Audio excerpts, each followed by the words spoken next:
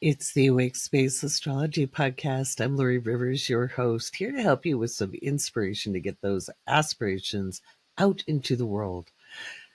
Well, sheesh, this is a heck of a week. You should know by the length of the podcast episode how wild and crazy everything can be. So it is a very active astrological week. We've got Mercury sliding back into Pisces. We have Venus sliding back into Pisces. We have a new moon, which is also a partial solar eclipse, followed by Neptune ingressing into Aries.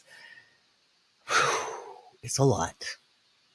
Grab your tea, grab your matcha, grab your hot coffee, grab your iced coffee, get your H2O, get your, get your Gatorade, whatever you're drinking, get it, and let's do this week together.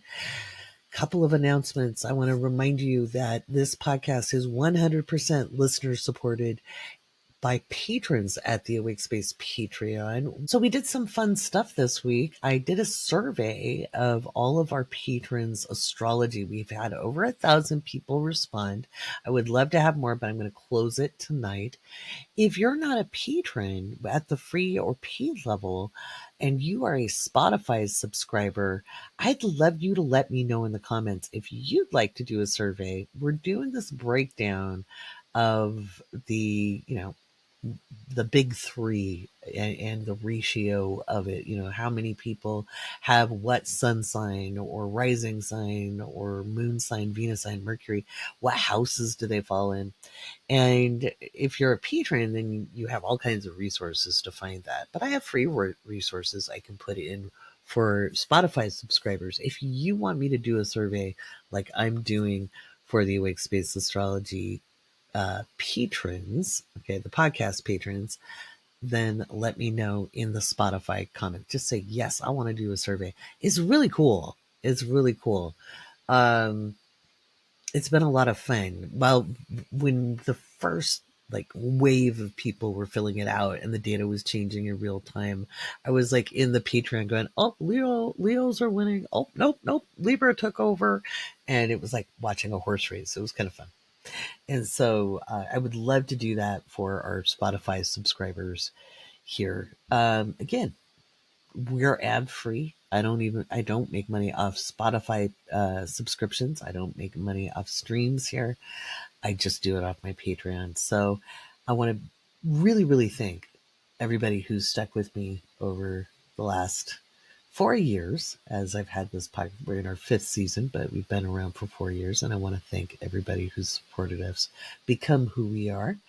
Friday, I'm going to do a highlight reel of the survey results. And then next week, I'll do an all patron event in Zoom where I explain the findings, what it means for you, what it means for the community, what it tells me that I need to work on for you, because it's fascinating. It's actually pretty balanced, to be honest. It's not super weighted in one direction or another. So I think you'll find that fascinating. Who doesn't love a little data science to, savor and ruminate upon? Other than that, we've got a really, really busy week. It's a long podcast with all of your favorite features, including our patron shoutouts, where I give some updates and I talk a little bit about what's going on in the Patreon. I don't think I mentioned too much about our patron spotlight, but I've been interviewing patrons who are giving information to our community just to be in community, whether it's about gardening or food or understanding chemicals, like how to read labels, things like that. I just interviewed, last week was Patricia. Patricia is a lifelong organizer and community activist. That was super cool. This week, I'm not going to give it away. All members, paid and free, get to watch the patron spotlight. It's inspiring. It's beautiful. But anywho, there's that. So whether we're walking and getting in shape, whether we're driving to work and we're looking for perfect parking, which you will find, okay, Alicia the Cynical found perfect parking, and I know so many of you do. It's a particular magic I have. It's like of all the type of like manifestation abilities. It's not winning the lottery. It's finding really good parking. I you get what you get. Okay. Whether we're working on spreadsheets, filling out a form, rocking a baby to sleep, sitting with a cup of coffee, and just watching the clouds fly by, whatever we're doing together, we're doing it together. I got you for the next 2.5 hours. Take a deep breath. And if you fall asleep, it's okay. You can listen to it again. It doesn't hurt me if you do. But the timestamps are in the show notes. All your salient links are in the show notes. And your special listener discount, as you'll hear that you get one, is in the show notes as well. We're full up at the Woke Astrology crew. We've got Susie Evolutionary, Damian Bartlett, and you'll hear Shelby Lordi today. Remarkable astrologers. I'm very happy to have them reading with me. And, well, let's just get on with the show.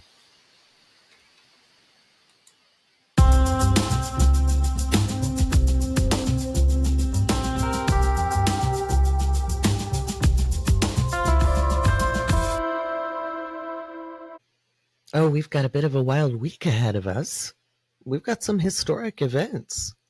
We're finally going to get a taste of Neptune in Aries as it ingresses on March 30th. So we end the month with a bit of a bang. It could be a bang. Might be a bang. Might not be a huge kaboom, but it might be a little pop as Neptune moves out of Pisces and into Aries. The day before that, we have the new moon, which is a partial solar eclipse. And I'll talk about that a little bit more in its own segment and how to work with that. Venus and Mercury are sliding back into Pisces this week. And so the energy is starting to shift. To what aim? To what end? Well, round and round she goes. Where she stops, nobody knows. We're moving into territory that is, I hate to say unprecedented, because I think that word gets used too much, but we're in a time period that humans haven't quite experienced in several thousand years, because we're in a time of massive systemic change. It's bigger than an empire falling. It's bigger than a singular power system being shifted. It's humanity is up on deck for some learning curves. And we're in a very strange confluence of time, because more than one cycle is ending and beginning. And I don't know that there's any lessons to have learned or tests to pass. I'm not a big fan of the universe as a headmaster or headmistress grading papers. But I do think each of us has an ability to have an impact in a greater way than ever before. We have the ability to communicate with one another. I don't see the internet going away. I know some people do. I don't. I see potential for us to rise into the best of who we are, but that is an individual walk. That is not a collective journey. I think that's a lot of times where people become disillusioned with spirituality, because they haven't deconstructed their origin beliefs.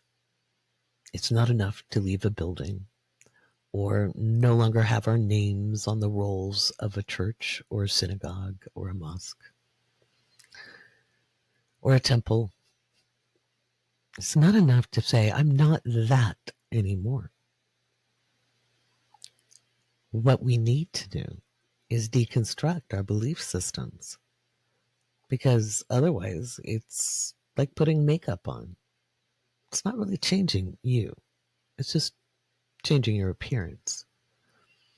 And so often it's tempting to think, because we've walked away from one thing, whatever the belief system is, whether it's partisan or spiritual or religious or educational, social, cultural. We think we can just walk away, but it's a lot like relocating after a significant event, a negative event to your perception. Anybody with Sag placements knows what I'm talking about. When you get out of Dodge to start fresh, you have to be careful because you do pack baggage. And in those bags are those beliefs, are those ideals that often stand in the way of making real progress. It's a lifetime journey. You're never done. You'll always find more because some of this is insidious and some of it is so old that it's easy to say, well, that's just how life is, isn't it? Isn't this what's right and that's what's wrong? I mean, some things seem to be obvious, but other matters, like the need to pick a team, to be on the right side, instead of just doing the right thing to do the right thing. Whatever the right thing may be, sometimes the right thing is the hardest thing to do. Sometimes it's not easy at all. Sometimes our principles get in the way. As Neptune begins to move into Aries, and I'll talk about that on this week's podcast, we're looking at individual belief. We're looking at individual connection. This is not collective energy. This is not collective psychosis. We could see individual psychosis, and we could certainly see a lot of beliefs based on ego. And I know that most people associate the sun with ego, and I would say the sun is will. And the ego has something to do with will. Most people think of ego as being arrogant or egotistical, when in actual meaning, ego is the will to survive. But Aries has a lot to do with that. When we look at Aries, ruled by Mars, at its at its deepest radical nature, it's about being able to defend one's sense of self. And self-defense, when you feel like you have to defend where you stand, your beliefs, your mores, your ideals, where you believe your principles are above that of anyone else, you run the risk of becoming just as dogmatic as the people you might oppose. That's why I've admonished.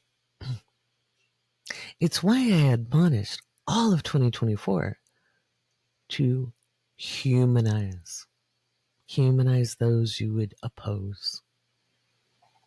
Because when we get the high horse, when we get on the soapbox, when we dehumanize our enemy or opponent, we fall prey to the same hubris we oppose. And we have to be careful for self-imposed delusions with Neptune moving into Aries.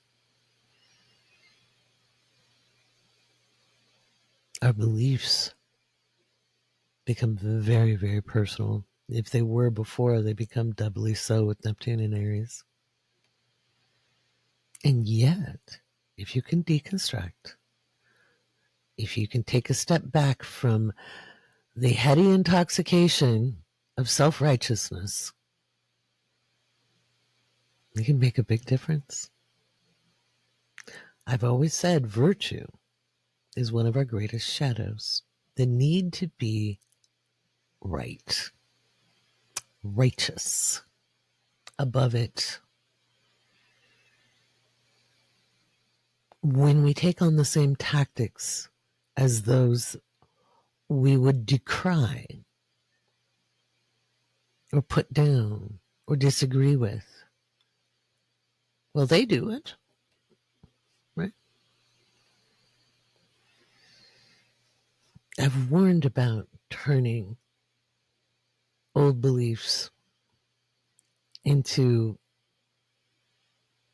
a current belief, such as when people have left evangelicalism and then decide to become evangelicals for spirituality, lecturing people on the correct way to believe or practice, whether it's magic, energy work, astrology. When people think they've got the corner on the market of ethos, but refuse to take stock in their own behaviors. Because you see, projection is a dangerous thing. And it happens. Everyone does it. Everyone.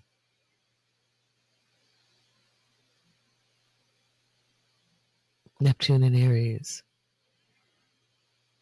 will make it easy for those who have not worked to develop their consciousness to self-delude. But those who have practiced mindfulness, even a small amount, even if you've just gotten started, you may be able to find your personal connection to the all that is, however you wish to describe that. I'm never here to tell you how to believe. I just give you frameworks for examining how you believe. I'm not going to lie. I'm looking forward to Neptune getting out of Pisces. It's been a little much. It's been like an open spigot, a fire hose, a lot of energy. And I think we might lose a little lethargy. I was talking to Matilda, because we do, believe it or not, we talk almost every night because we're friends. I keep saying this because people keep telling me things about her as if I wouldn't know. And I'm like, but we talk, we're friends. I hope you caught Beyond the Broomstick, her podcast this week, or last week, I should say, because I interviewed her and asked all those questions inquiring minds want answers to. She'll return the favor another time and interview me here.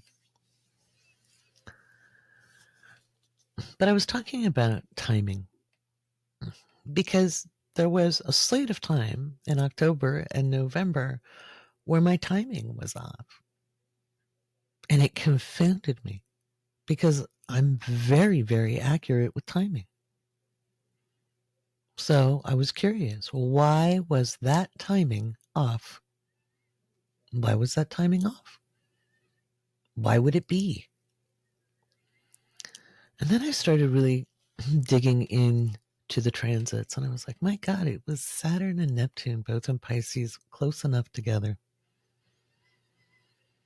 And it skewed our ability to gauge time. Didn't mess up timelines. Okay. Because as an astrologer, it's my job to pick out of possibility and probability what's the trajectory, which pathway is it. My job is to pick the line. And I'm quite good at it in general. It's a skill I worked very, very hard to build. How? I've spent a lot of time going over charts, not second guessing my skills, but why was the timing off? Like, what did I miss? And I do believe having Saturn and Neptune in Pisces, because every time I said it was murky, it was murky. But the obscuring of time, because there's things I predicted for October and November that are starting to occur in March. Whether it was flooding in the Northeast, which there was a flood, but it wasn't in New Jersey. It just happened to be in Spain. Directions are not always easy to determine, so I'm willing to give it that. But then the New Jersey flood came. Okay. And a few other things have rolled in, enough to make me go, let me go back over the charts. I think Neptune moving into Aries is going to clarify things, maybe burn through the fog. And I, for one, am looking quite forward to it. So this week's episode has quite a lot in it. I have a wonderful interview with Shelby Lordi, who is one of the astrologers reading at Woke Astrology for me. She has done something that I think is really remarkable, and I love seeing it in any student or any astrologer. So I'm not someone who likes to be impressed. Like, I don't need people to prove themselves to me or prove their knowledge. I can hear what you know about astrology as you speak about it. I can hear the books you've read, the videos you've watched. I'm analytical by nature, but as you're talking to me, I'm like, they've studied this, or I can hear it in your language. And Shelby, back in 2022, 2023, she had started studying with me in 2022. But in 2023, she took a little break and she came back and she took a class. And when she spoke about astrology, I was like, whoa, what books have you been reading? Because she had started to synthesize and be able to speak about astrology in her own terms. Not just changing one or two words that I spoke, not just regurgitating what I've taught, which there's nothing wrong with. It's a great place to start. But my hope is that anybody who studies with me understands it's a framework. I've gotten you started. Now use your observation skills, build upon that, and get your own language together. And Shelby has done that spectacularly. So I think you'll enjoy hearing her. She also has a great background. She was a personal trainer, which is another discipline where there are lots of moving parts, kind of like astrology. A human body is as complex as an astrology chart, and she's able to translate that experience into being an astrologer very, very well. And you'll hear a surprise. Go listen to that interview, because I had her do something I've never had anyone else do, including teachers of mine. So that just tells you I think she's damn good.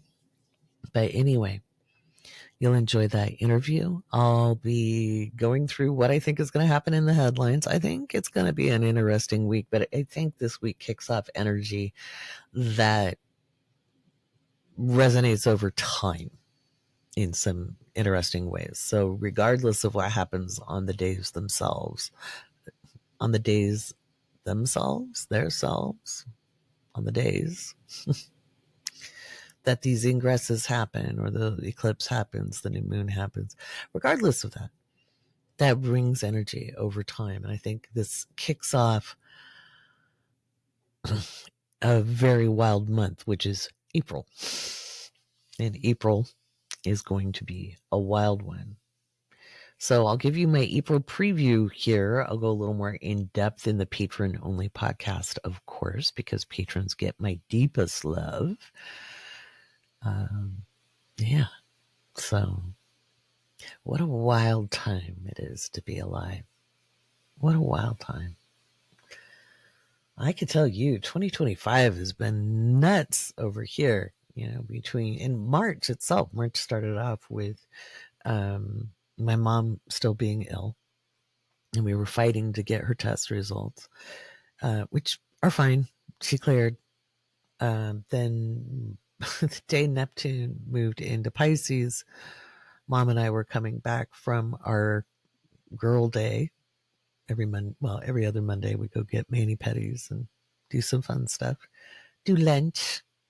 And about an hour before we got home, my dog, Malcolm, kicked off a series of events. He got tangled. Dad tried to detangle him. He got loose, got out of his collar, took off. Dad thought, oh, crap, I've lost Laurie's dog. And then went to go get his dog, Buddy, to give him a bath. And then Buddy got off his lead and took off. The gate was open. He got out in the road. Now, my dog is street smart. He was a street dog before I adopted him. So, but Buddy has had a very sheltered 3 years of life, even though he's a big old Pyrenees. And he had a mishap with a pickup truck. We are very fortunate that his injuries were not as bad as they could be. Now, remember what I said about March in the 2025 year ahead. I said close saves, close shaves, not as bad as it could have been. That was the energy of March. And that was the case with Buddy. He did break his pelvis in 2 places. They couldn't operate to fix it, but they said it would heal up, and it is. He's healing beautifully. Thank God he's a well cared for dog and he's got a good diet, good nutrition. He had, very doting parents. My parents, they baby him. He's a good boy. But anywho, he's recovering. But my dad fell many times. Luckily, on soft mud. We didn't see what he looked like after he got in the house. But it was quite a start to March. And then I got sick. I was quite ill. And I'm still recovering to a certain degree. I don't know what bug I caught, but I caught something. And we believe it was what my mother had. So it was a gastrointestinal bug. And not pleasant at all. So, but we're on the mend. We're on the mend. And the new studio is coming along. I'm hoping this is the last Awake Space Astrology podcast that I record not in the new studio. I hope the next one is in the new studio. I've got time on Tuesday to really grind and build up my set. And the final piece of it will arrive hopefully on Friday. So that on Sunday, when I record, it'll all be done. I'll get a new schedule running. I'm getting skinnier and skinnier from my hot girl walks. I'm feeling really good about that. And I'll be walking to work. I've got Malcolm an office dog bed. He'll be going with me. So we'll both get in shape. It's a lovely walk. It's not very long. So super fun. Super-duper fun. So there's that.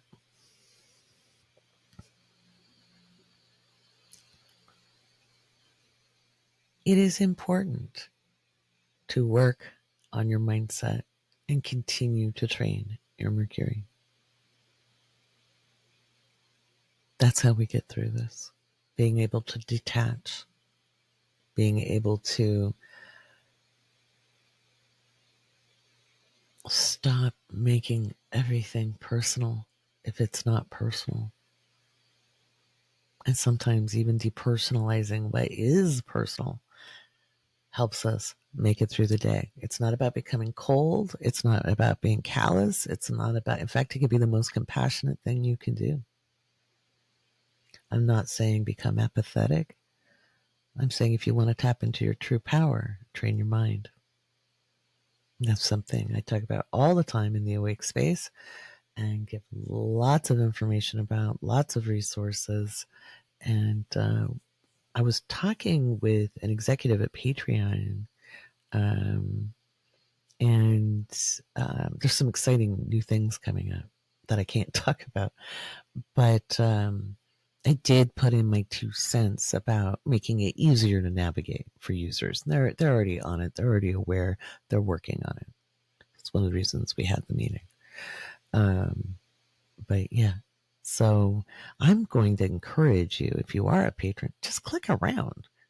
You're not going to hurt anything. Click around. Look in the shop. You have free access to things in the Patreon shop if you're a patron. Depending what level, there's different things that are available to people in the different tiers. But there's ebooks. Oh, speaking of, because I was very sad that my guide to Chiron has been the least used by survey respondents from the Awake Space Astrology Podcast survey. Come on. We did an astrology survey, and It's very fascinating. We'll be doing the reveal video with the highlights on Friday. And then next week, first week of April, I'll do hopefully first week of April, maybe the second. I haven't paid down a date yet. I'll know Tuesday. You'll get a post in the Patreon on Tuesday. We'll do an all Patreon that's free and paid, where I break down the astrological demographics of the group and tell you what it means to me. That'll be super fun, but you'll get the reveal of the highlights. It's a super fun video. I've already been working on it, but we close the survey tonight. So if you haven't filled it out, make sure you do. I should do one for podcast listeners because we've got a lot of podcast subscribers here on Spotify and even more on YouTube. So there's thousands of people that tune in every week, which is pretty cool. I can't wait to show you the new studio space, though. I've been putting up sneaker pictures in, so patrons are getting the behind the scenes in the chat, so that's super fun. All right, let's talk about Mercury and Venus sliding back into Pisces and what that means for you.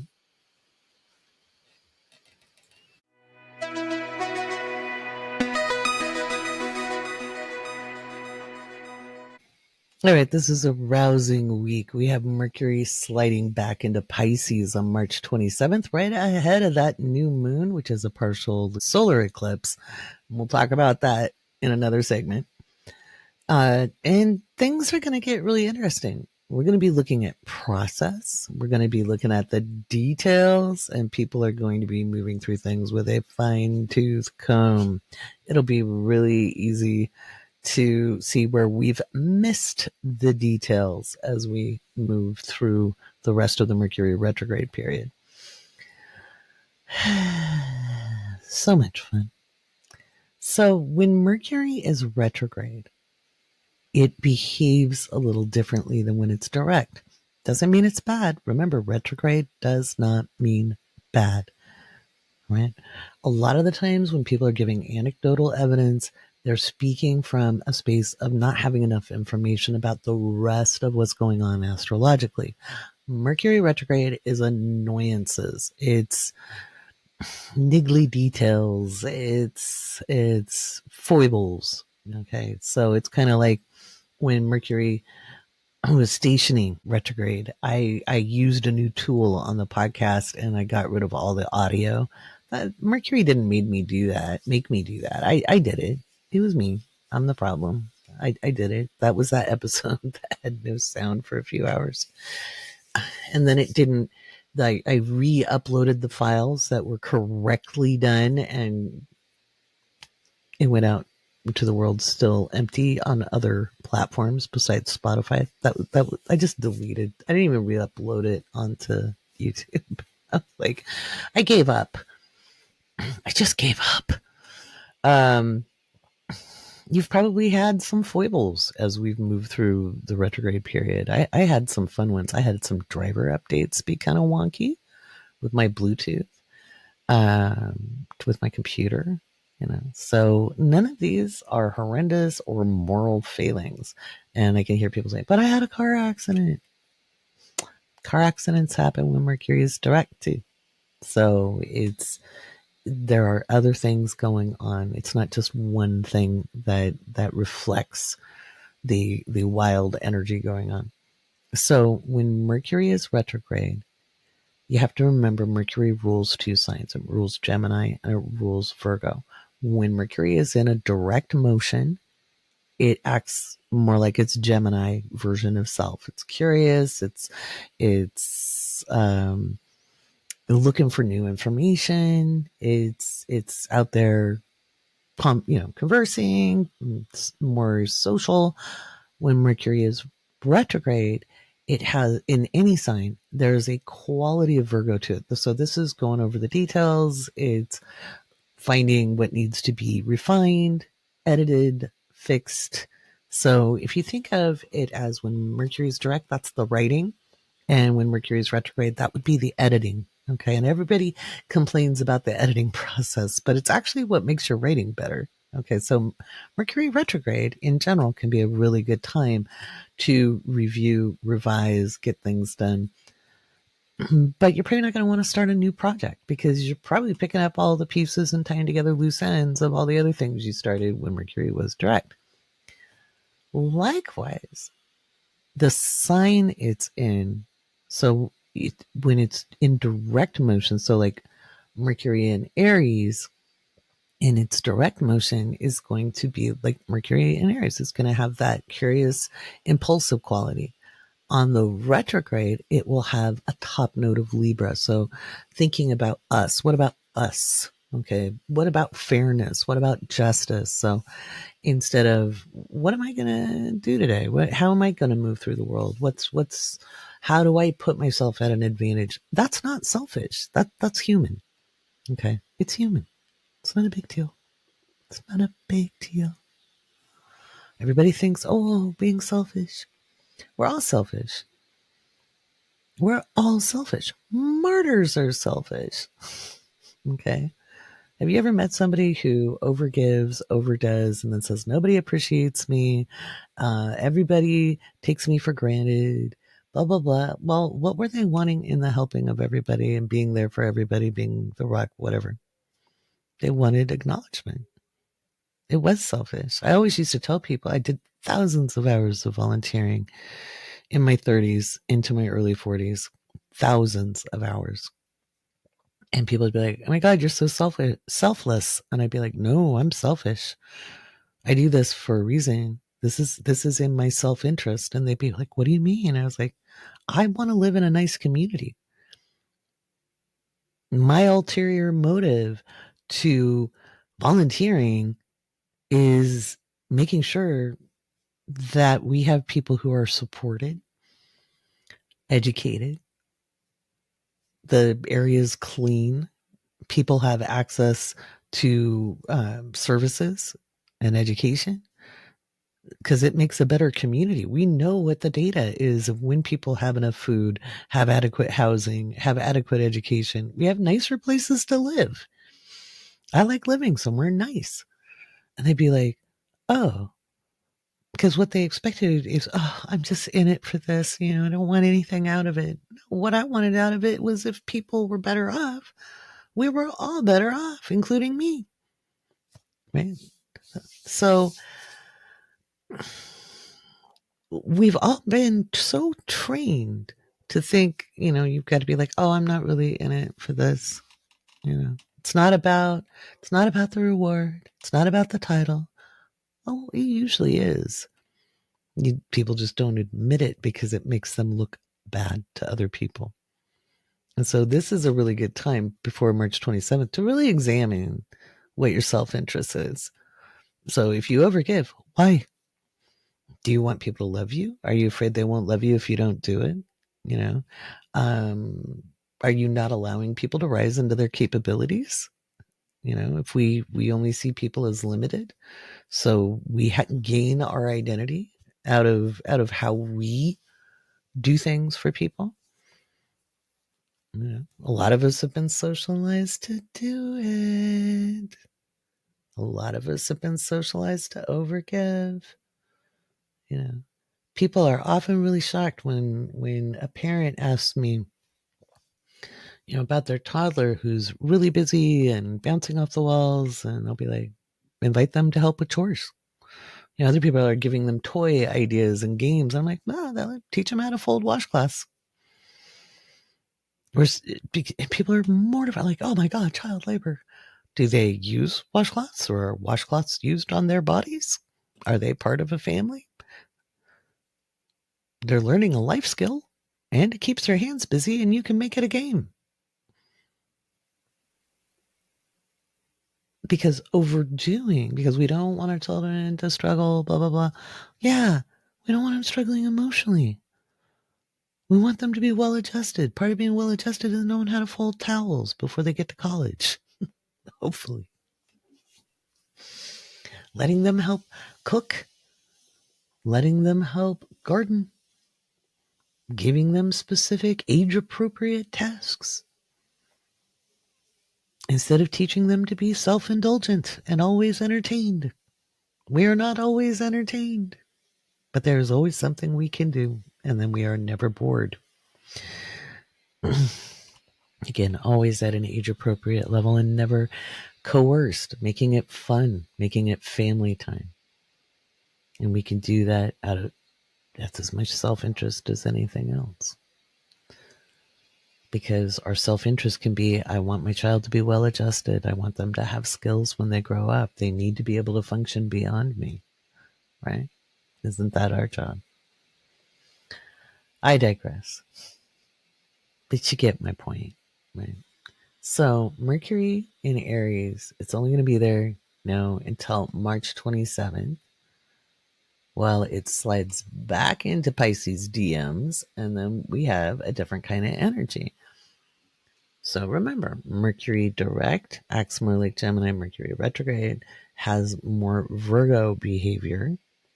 Well, that's going to be doubled up again with Mercury in Pisces retrograde, because it's going to have a top note of Virgo. So fine-tooth combs, editing, revising, going back over old ground.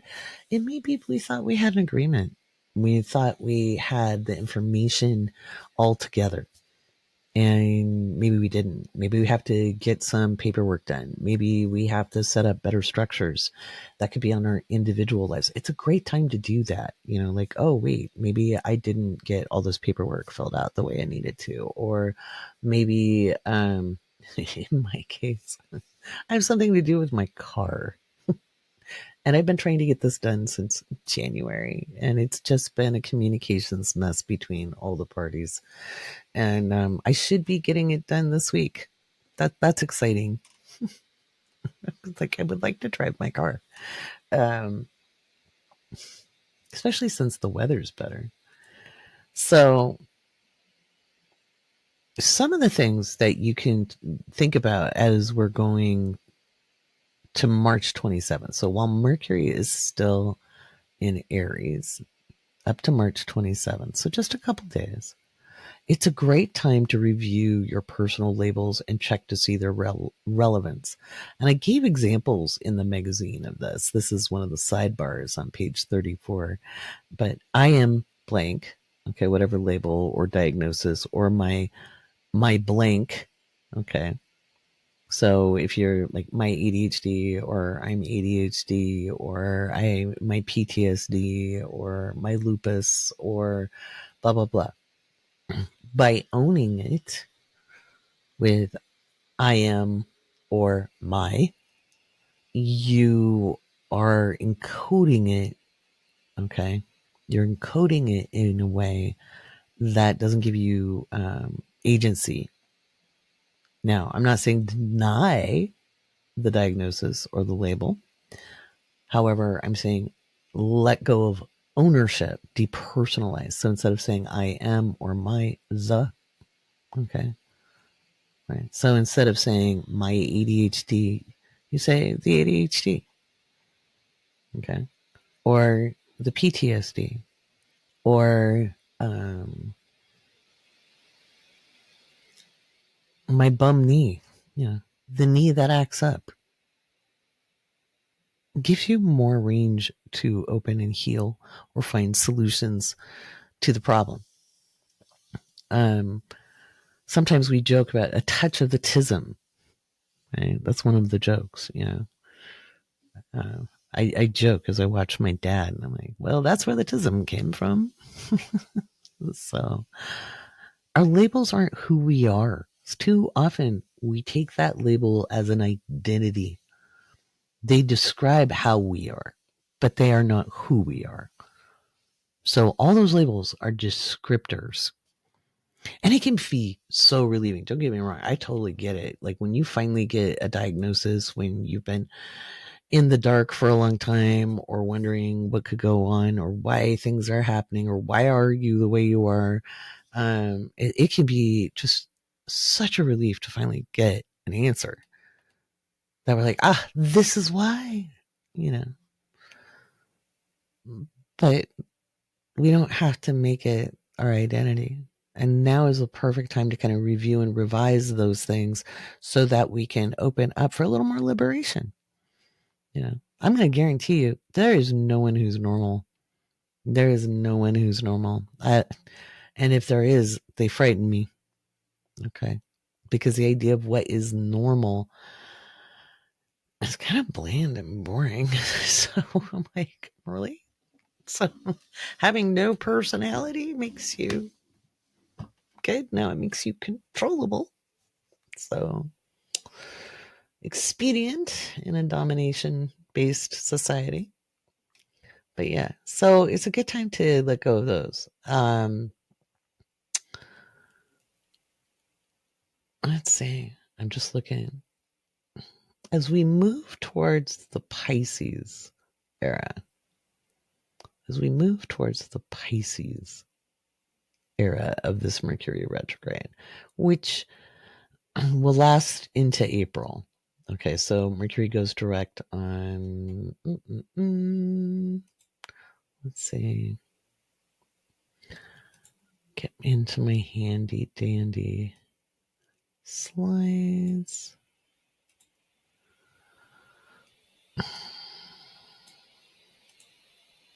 Yeah, so Mercury's direct on April 7th.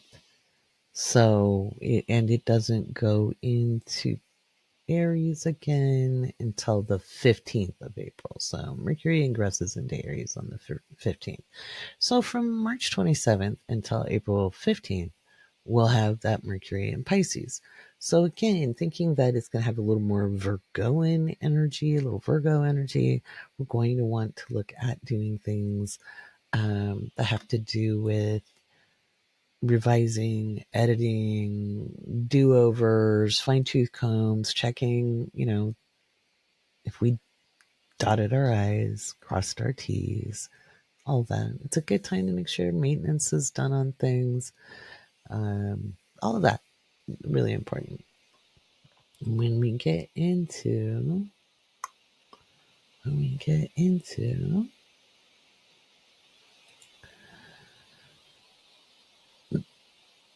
the Pisces energy, is also a good time to look at our systems. Like, how is my structure in my life? Like the systems of my life. Is my work schedule working for me? I'm kind of excited about the Mercury retrograde period when it's in Pisces, because I need to rework my schedule and my productivity, because I've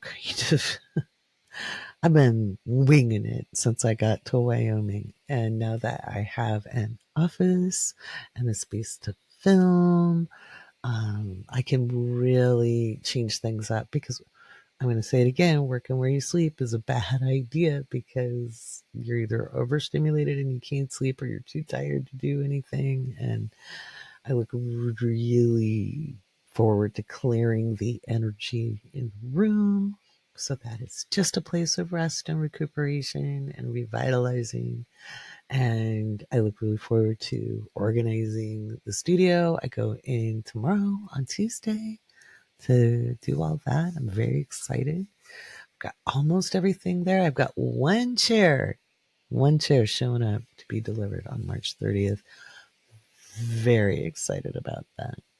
So, because it's a very cool chair. It's a very cool chair. If you were in the audio live stream in the Awake Space Patreon, then you got to see a sneak peek of the set concept that we'll be using for the Awake Space, and the chair is phenomenal. It's great. No, it's not my green chair. That we will eventually get out here. But this chair is also cool. It's a different kind of magic. And if you don't know what my green chair is, my old TikToks back in 2020, 2021, 2022, they all had that green chair, and it's a really cool high wingback chair. Very cool. But this is different. This is not a wingback, but it's got some cool astrological symbolism on it. So I think you guys are gonna dig it. So, the reworking your schedule, reworking your work hours. If you work for yourself, it's a great time to reorganize your business or your enterprise. Take stock of your inventory, organize your workroom, especially if you're a maker. It's a really good time to make sure everything's kind of picked up and maybe streamline a process, look at where you're not being economical with your time. A lot of times, and we don't have to work every second of the day. Like for me, it's making sure I have days off because my schedule, much like nature, hates a vacuum. And I'll be like, I've taken this day off, and like Saturday. And then I ended up recording and in meetings and recording some more. And I worked all day. And I was like, oh, that was supposed to be a day off. So yeah, that was cool. Um, ah, so making sure your schedule isn't running you and you're running your schedule. Those are all great ways to use that Mercury retrograde period. Alrighty. How about we do some patron shout outs and then we'll listen to Shelby's interview. I'm very excited about that. And then we'll talk about Venus and her slide back into Pisces and meeting up with Saturn. That's going to be really, really interesting. We'll talk about the eclipse, and then we'll end the podcast on how to deal with that Neptune and Aries energy.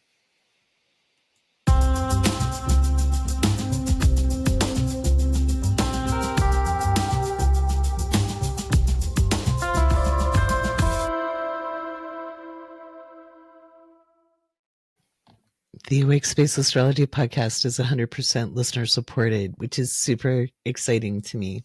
I love that we don't have to do ads and we don't have to fiddle around with all of that. We have listener support. So you can become a patron and get your shout out when you go to patreon.com/the awake space. You can check out the show notes for the link. Patrons get a variety of perks besides live streams in the Patreon, which is super fun. Loving that. We also have a variety of downloads, ebooks, videos you can stream depending on the tier and of the supporting level. You can join for free. You get certain all patron events. I usually do at least one a month, so you can check in.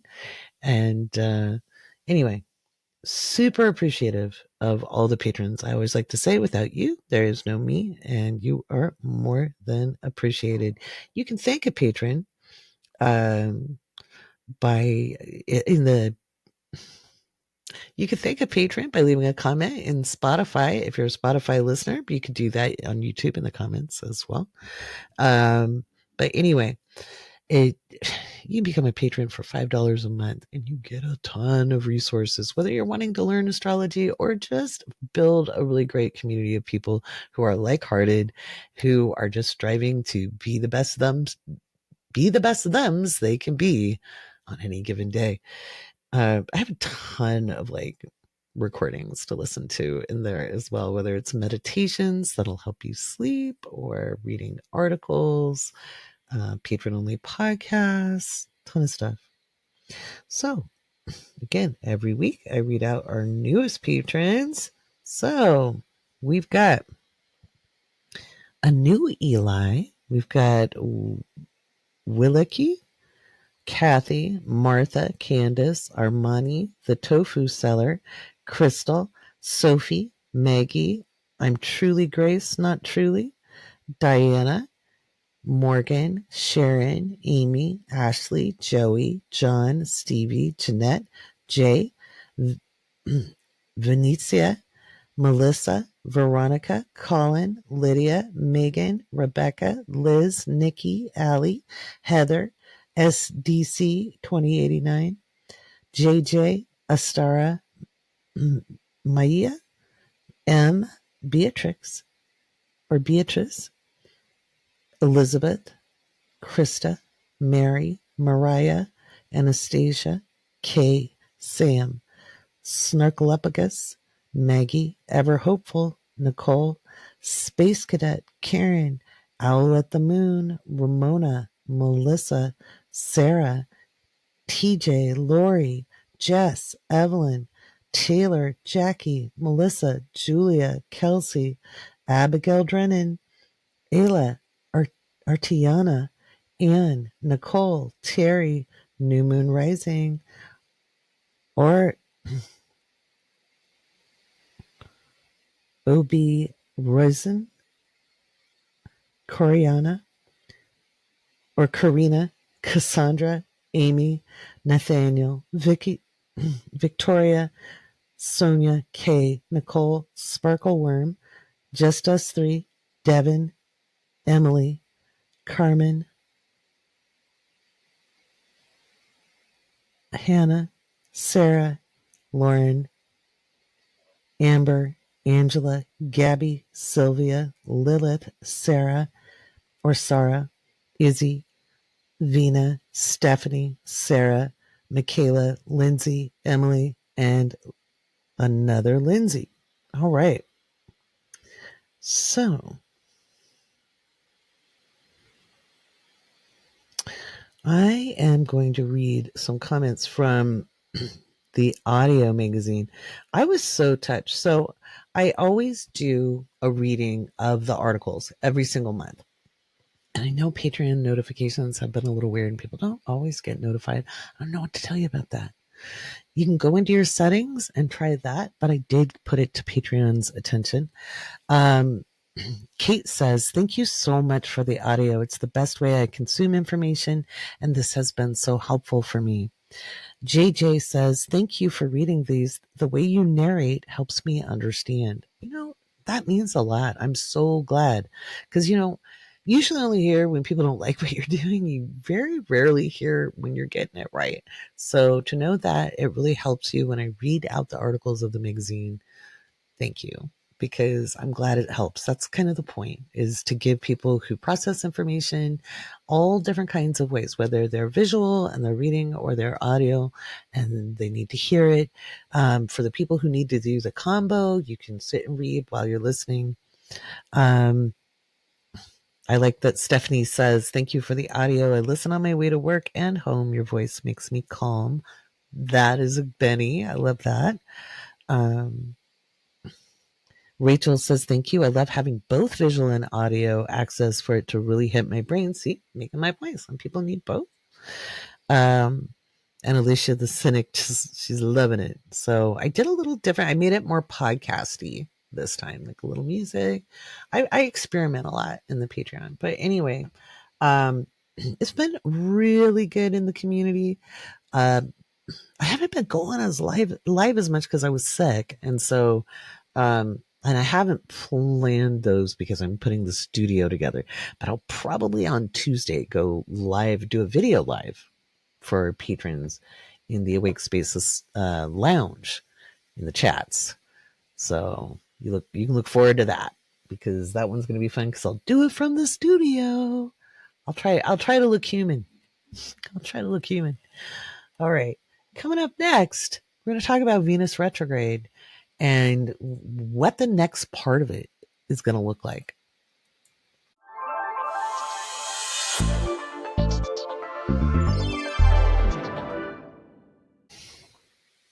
So Venus is moving back into Pisces on March 27th, 2 days before the new moon, and it will be conjunct Neptune. Now, we've got Venus conjunct Neptune a couple of times in 2025. So for all of the chaos going on out there, we have some real magic that is very, very possible. But this is going to be a little different because Venus is retrograde. So remember, Venus in Pisces is going to act a little bit more like Venus in Virgo. It's going to be highly selective, doesn't suffer fools, really loves technique. If you know, you know. Venus, just like Mercury direct acts more like Gemini and Mercury retrograde acts more like Virgo, Venus when direct is a little bit more Taurian in its capacities. And when it's retrograde, it has a little more of a Libra influence. And so, and again, these are like top note, bottom notes. This isn't like the demanding energy. Okay, so it's flavors. There's so much nuance and subtlety in astrology. Okay, a lot of those very determinist um, cookbook astrology definitions are a bit like a bull in a china shop. They're this must be this way, and it's like, life is full of nuance. We don't want to miss the nuance. So anyway, with Venus retrograde in Pisces on the 27th, conjunct Neptune, this is a time to be very deliberate in our intention settings. It's a time to look and review. So look at and review where the magic actually is. So it's really easy to feel all the stress of the moment, especially when there's so much noise out in the world, people talking about the politics, people talking about, what's going on the tiki-taki, the celebrity gossip, the economy, the blah, da, blah, da, blah, and it gets your head spinning and you can't focus on what you need to focus on. Well, the real magic takes focus. Okay. Magic takes focus, it takes knowledge, it takes skills.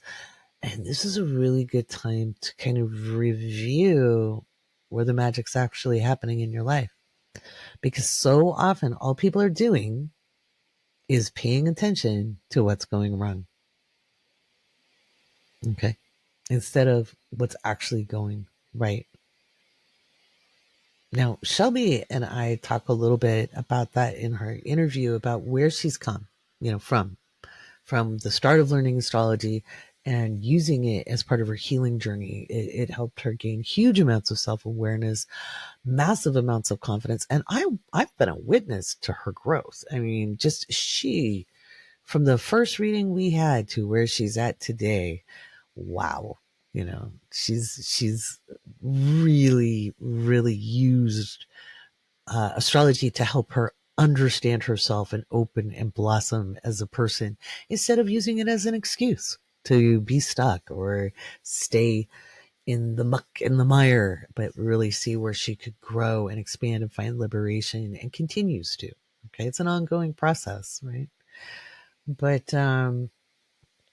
anywho, Venus conjunct Neptune is a time to really look at, like, wow, this is where I am. If I looked back 3 years ago, could I have imagined this? Now, let's say things haven't been going your way, but can you think of a time where things didn't go your way and then you're even now better off than you were then? Okay. Also, if you've been trying to manifest things and it hasn't been working out, the Venus conjunct Neptune transit on the 27th might be a good time to really assess and say, what can I tweak or change to do this differently? Because a lot of times I'll hear people in a bargaining with the universe. You got to remember, I talk to a lot of people all the time, which my mother finds hilarious because I am easily socially overwhelmed. It's very funny. Mom's like, I would have thought you'd have a people job. I'm like, shut up. But I hear from people every day, all day, even on my days off, because people don't care that I have a day off. Monday, after the podcast goes out, is my day off. Just thought I'd put it out there. I'll put it out in the introduction too. I'll be like, Monday, Laurie's day off. Please.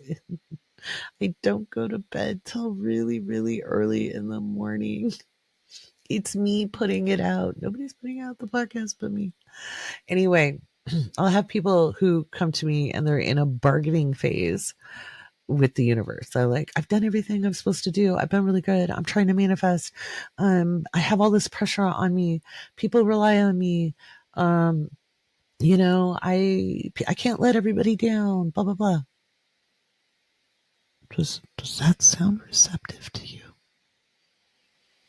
Does it? No. It sounds tense. And when we're tense, we're not receptive. Okay? Have you ever been in like a massage where you had really tense muscles and the person's trying to work those knots out It can be painful if they apply too much force, because of the resistance. Sometimes you need to do a little something to loosen you up a little bit before they can even get in to release that, right? That tension, or where we push stuff away. Remember, from last week's podcast, at the end of the podcast, I went through some of what I teach in healing the money wound. I'm still working on the workbook for using astrology to find your side gig. Okay, so that's almost done. If you're waiting on it, hold tight. It's on the way. It's a piece of work. It's something else. So hold tight. But anyway,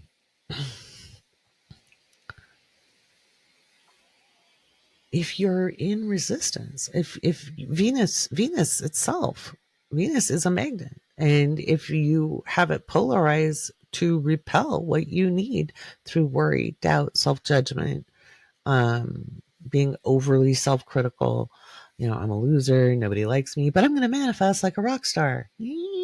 Sending mixed messages, because you have to give you the message to be receptive. The universe could be throwing goodies your way, left, right, and center, and you're not receptive to seeing them, hearing them. Okay. This Venus conjunct Neptune is a great time to count your blessings, work on like tweaking your ability to receive. Don't worry, Venus is going to come back and conjunct with Neptune again.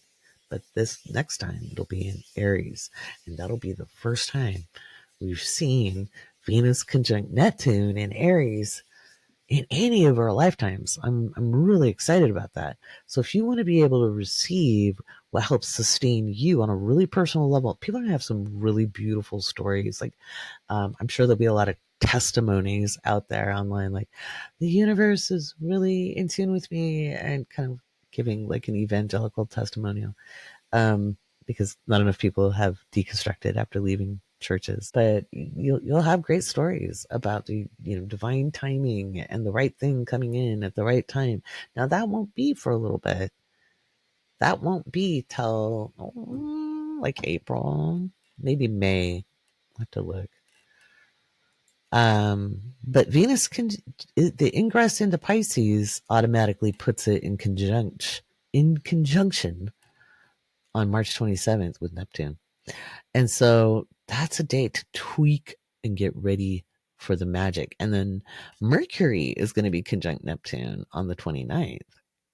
Mercury is going to be conjunct Neptune on the 29th. And that's about getting our thoughts in order to help us be receptive and connected. So Venus enters Aries again on April 30th, which will make it conjunct Neptune.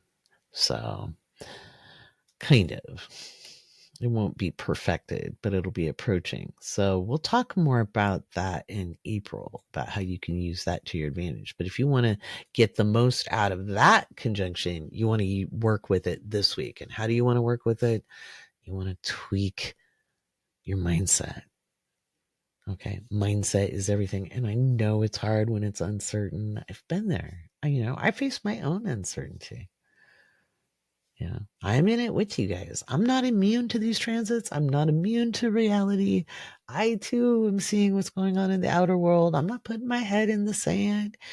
And yet, one of my favorite magic tricks is to turn my attention. Okay, I see the world. I accept that it is what it is. Now I'm going to turn my attention to what I need to be doing to be centered, grounded in my purpose, on my path. Okay, that's how you can use this energy. I see the world. I accept it.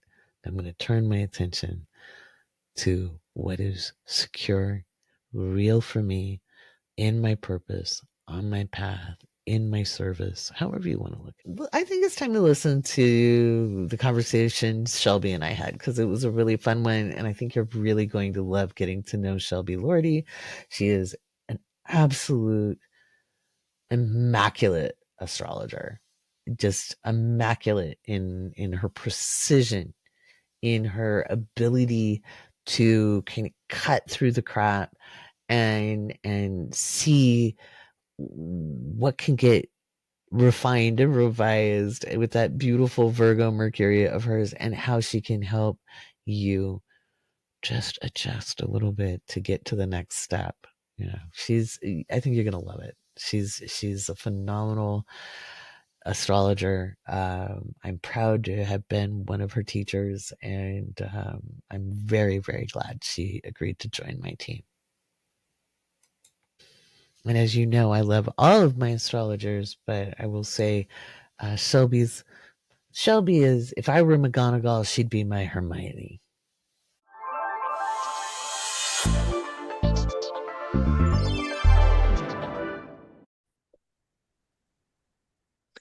Oh, I'm very excited about this interview this week. I have Shelby Lordi with me, the newest astrologer at wokeastrology.com.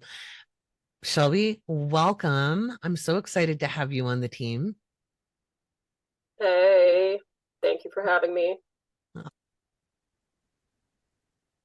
Let's introduce you a little bit. So, what got you into astrology? Back in 2019, one of my friends who's super into astrology and tarot was just randomly like, "Oh, have you ever had a birth chart done?" And I'm like, "No, I've never heard of that ever." I always knew I was a Virgo, but like I thought that was the end of it and I didn't think much of it after that. But I very conveniently had my exact birth time on my birth certificate. So I went on AstroSeek and I looked it up, and I was just looking at this chart like, what in the world is this thing? And then I started reading the descriptions of it and I was like mind blown. I'm like, wait, how is that knowing all of that? That's a little bit freaky. So I got sick in 2019. I had Lyme disease, so I was doing like a lot of reading and watching TV and things like that while I was recovering. And I was just kind of learning about it casually. And then, 2020 lockdown happened. I was still casually learning about it. I got TikTok, but I didn't really go on it that much back in 2020. It wasn't until around March or April of 2021 when I started going on TikTok more. And then I found you. And I immediately knew when I saw you talking, I was like, she knows what she's talking about. Aww. And then maybe another 6 months after that, around the fall of 2021, was when I found the original Discord and everything. And I had my first reading with you January 2022, and that blew my mind as well. And then I was just taking all of the classes, and it was just coming to me really easily. And obviously, astrology is very complex, and it's not like it's always a cakewalk or anything like that. But it was just coming to me, and I couldn't stop asking questions. I couldn't stop No, wanting to know more. Yeah, exactly. you And are a really good question asker. But that's how you learn.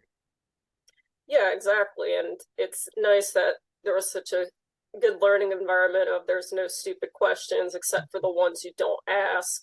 Right. So, during that time I was just doing a lot of studying on my own. I like got some books, like rulership books, some Joanne Wickenburg books, and I just put my head down and did the work and was studying. And at that time I was still a personal trainer, and I would have these moments where I would try to start reading about fitness stuff, and then I immediately divulged to like, ooh, what's this person's birth chart?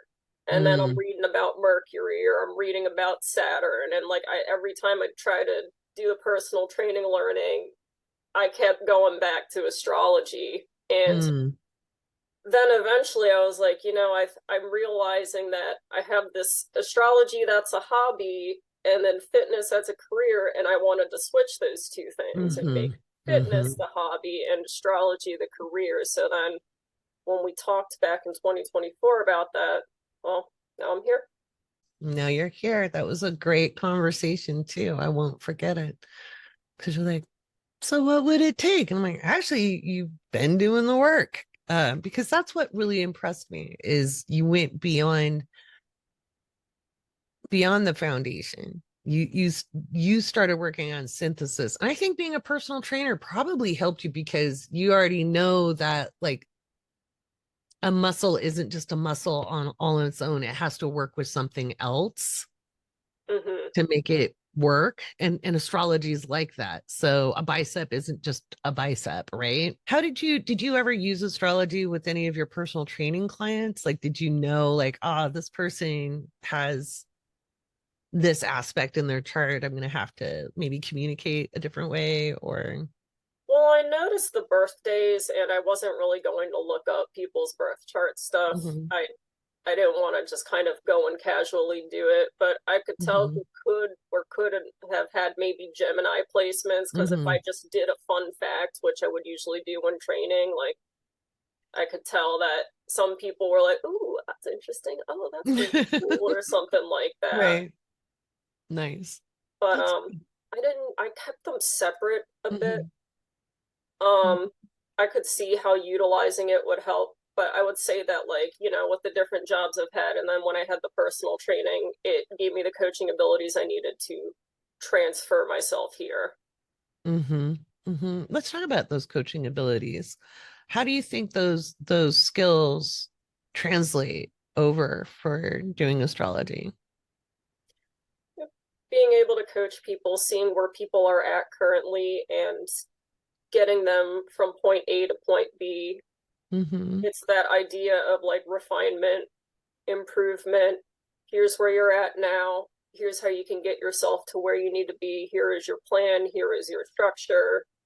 So being able to like create that kind of structure, and then to take that information and deliver it to people in like more layman's terms, because Mm-hmm. I wouldn't be like talking biomechanics and getting all technical with that. Right. I don't want to get overly technical when explaining, what here's what's up with your sun, here's what's up with your moon. Hey, you got this Mm-hmm. transit going on right now, sort of Mm-hmm. a deal. Right. Those are good. It's a complementary pathway. Yeah. Yeah. I love that. What's your favorite thing about astrology? Like, what do you love most about it? You can't get enough of it. Like, there's always something to learn.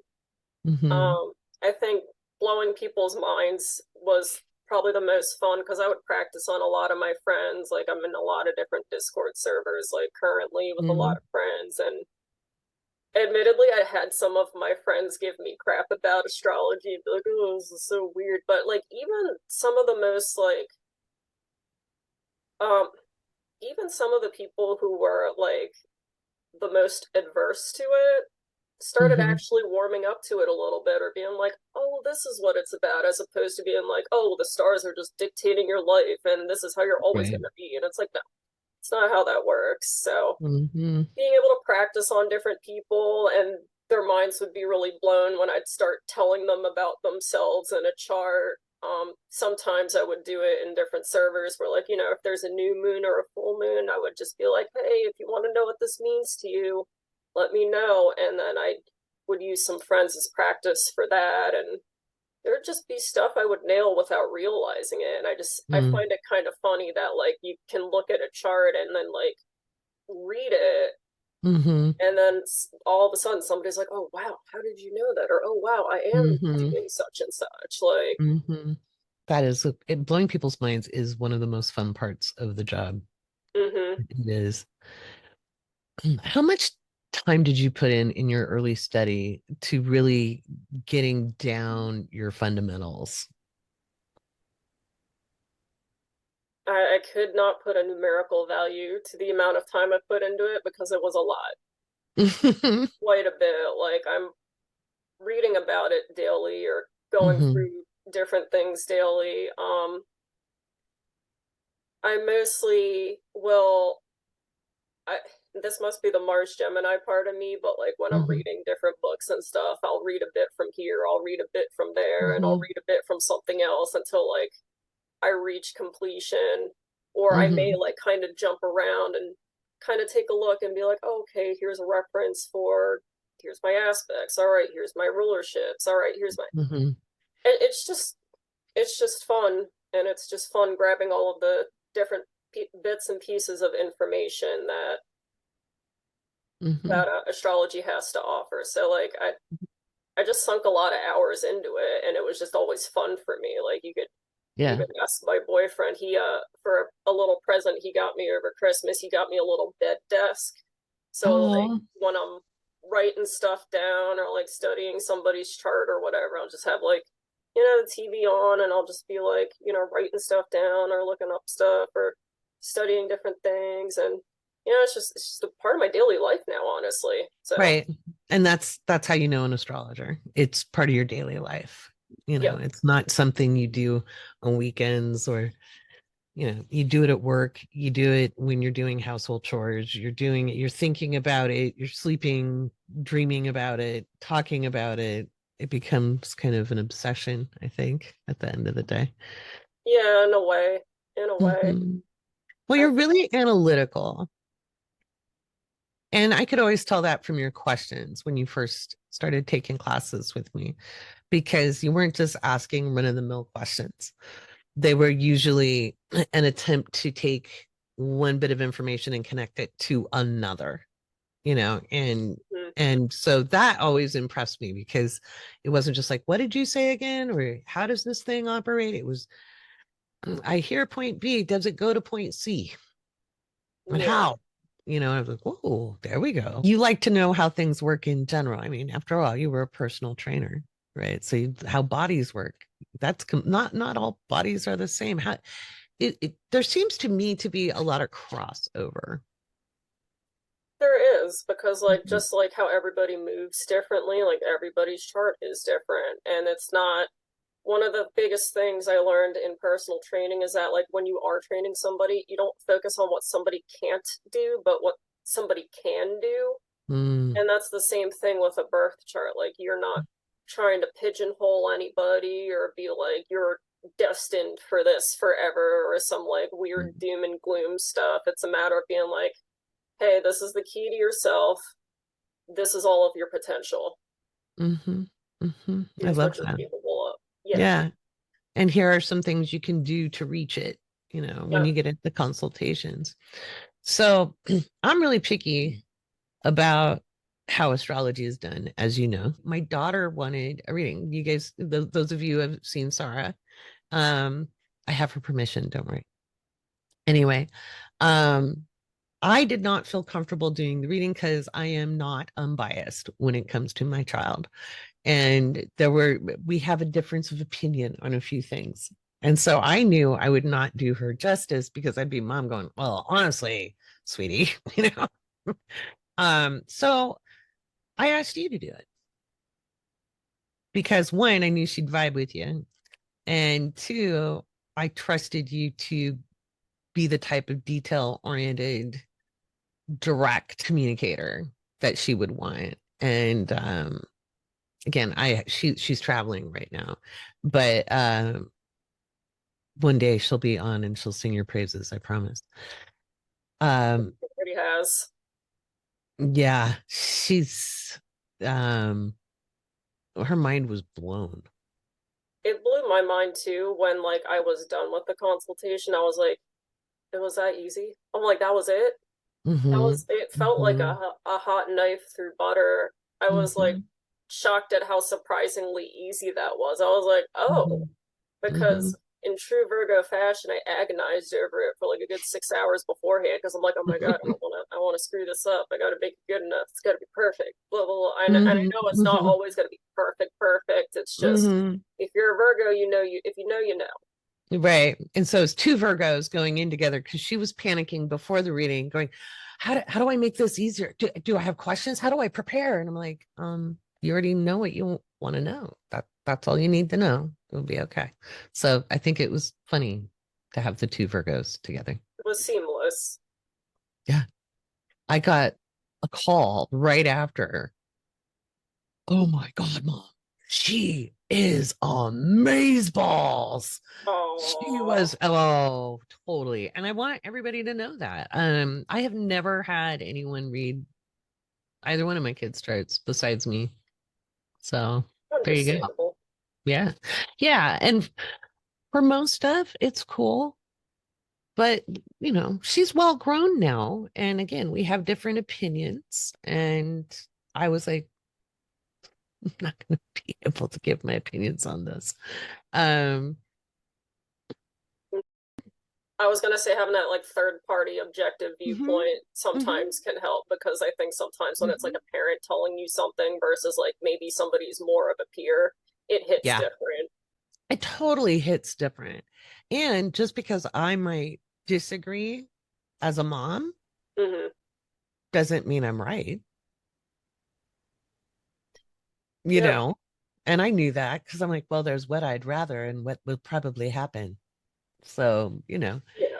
and it's better that I step out of the way. And so, but yeah. And then I went through her lunar returns because she's like, she said this. I'm like, which month? And I pull up her lunar returns. I'm like, oh, I see where she's getting that. Oh, yeah. Okay. Oh, cool. Right. You didn't know I checked it. No, no But I did idea. it not to check your work, but just like, okay, where did she say that? Oh, I see exactly where that is. Okay. Okay. Nicely Yeah. done. Seeing the So, logic. mm-hmm. But yeah, we'll have you guys like talk about it sometime because she's like, I will say whatever. I'll write the testimonial. I'll do a video.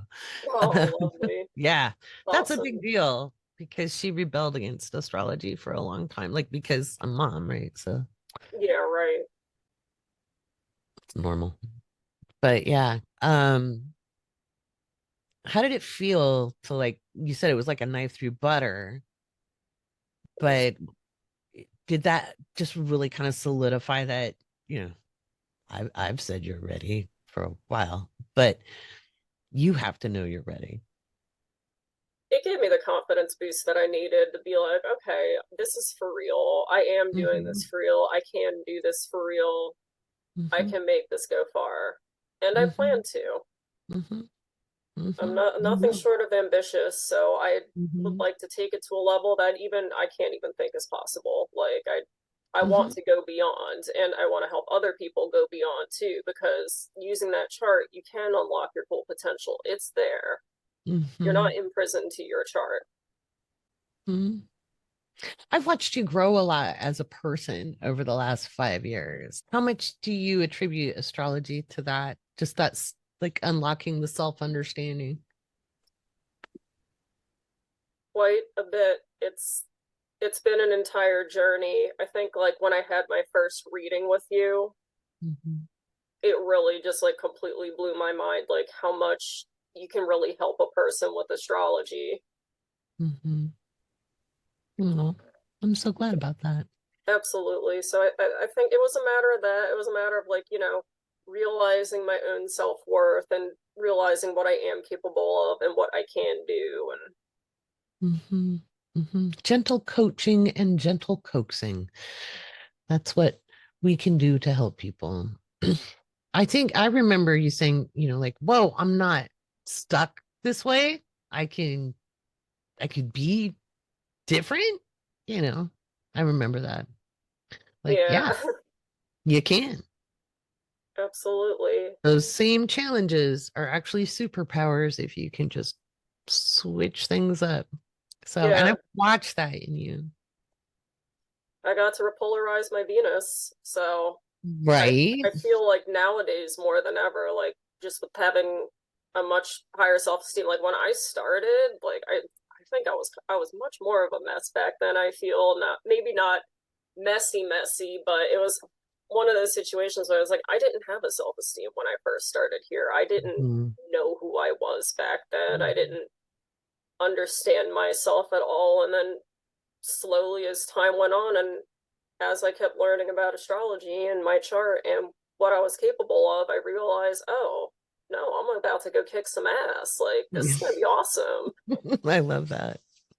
Yeah. Yeah. Well, to me, astrology is a great tool to help us overcome our woundings. That's kind of what, once I realized it wasn't BS back 30 years ago, that's what spurred me on was like, oh, wait, we can turn this around, we can heal. And that wasn't the common conversation back in the 90s. Now people know about neuroplasticity and, you know, other bits of neuroscience that show that human beings can transcend circumstance. But um watching it live in action, and honestly in a 4-year period, really in 2.5 years, just watching you dive in, it has been inspiring to me. Oh, I'm glad. Mhm, It's mhm, I want to be able to not only set a good example, but to show other people like if I can do it, you can do it too. Like when I was in the the trenches of all the CPTSD stuff, because I didn't really start like the good therapy with it until I found my Aquarius moon psychologist, which whew, lifesaver, that's good. absolute lifesaver. But I started in 2019, and I remember for those first couple years of really healing through that trauma, like it felt like it was going to be shitty forever, or Mhm, it felt like, oh, I'm always going to be broken forever, and this is so horrible type of a thing. And it really does feel like there's no way out of it, especially when it is severe. And mhm, like mhm.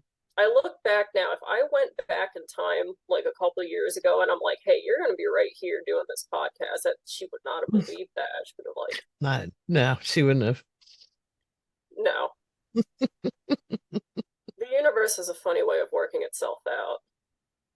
It does. And it can feel like you're in a black hole sometimes. And but it doesn't take much to get a spark of light in. And once you grab it, you grab onto it, that changes the game. Doesn't mean it isn't a hard thing to do in healing. It's not easy. It's worth it. I think the fact that even if it was like the teensiest, tiniest bit of light, it never got snuffed out. And as corny as it sounds, if you've ever heard of the Kingdom Hearts video game series, it's Mm-hmm. one of my favorite video games. It was so impactful, but there is this concept of like even if there is nothing but darkness, you don't let go of that one tiny bit of light, that Yeah. one tiny bit of light that doesn't get snuffed out. And no matter how much you try to bury it, that seed's still going to grow. Like, you don't want to let Mm-hmm. go of that one little bit of light because, yeah, you can expand on it. It is possible, even if it's just Yeah. like a pixel size. Tilda's podcast, the light not being snuffed out, no matter how hard people may try to do it and then fail Mm-hmm. miserably at it, Yeah. And that and light we doesn't go can, away. yeah, it doesn't. It takes healing takes time. It does. There'll be good days, there'll be bad days. And Yeah. like there's still days where triggers do happen, but Mm-hmm. like they get handled better. Sometimes Mm-hmm. things may not 100% go away, but they can be 100% more manageable. And that's Yeah. better than what that was in the Oh, past. absolutely. Absolutely. I know it well.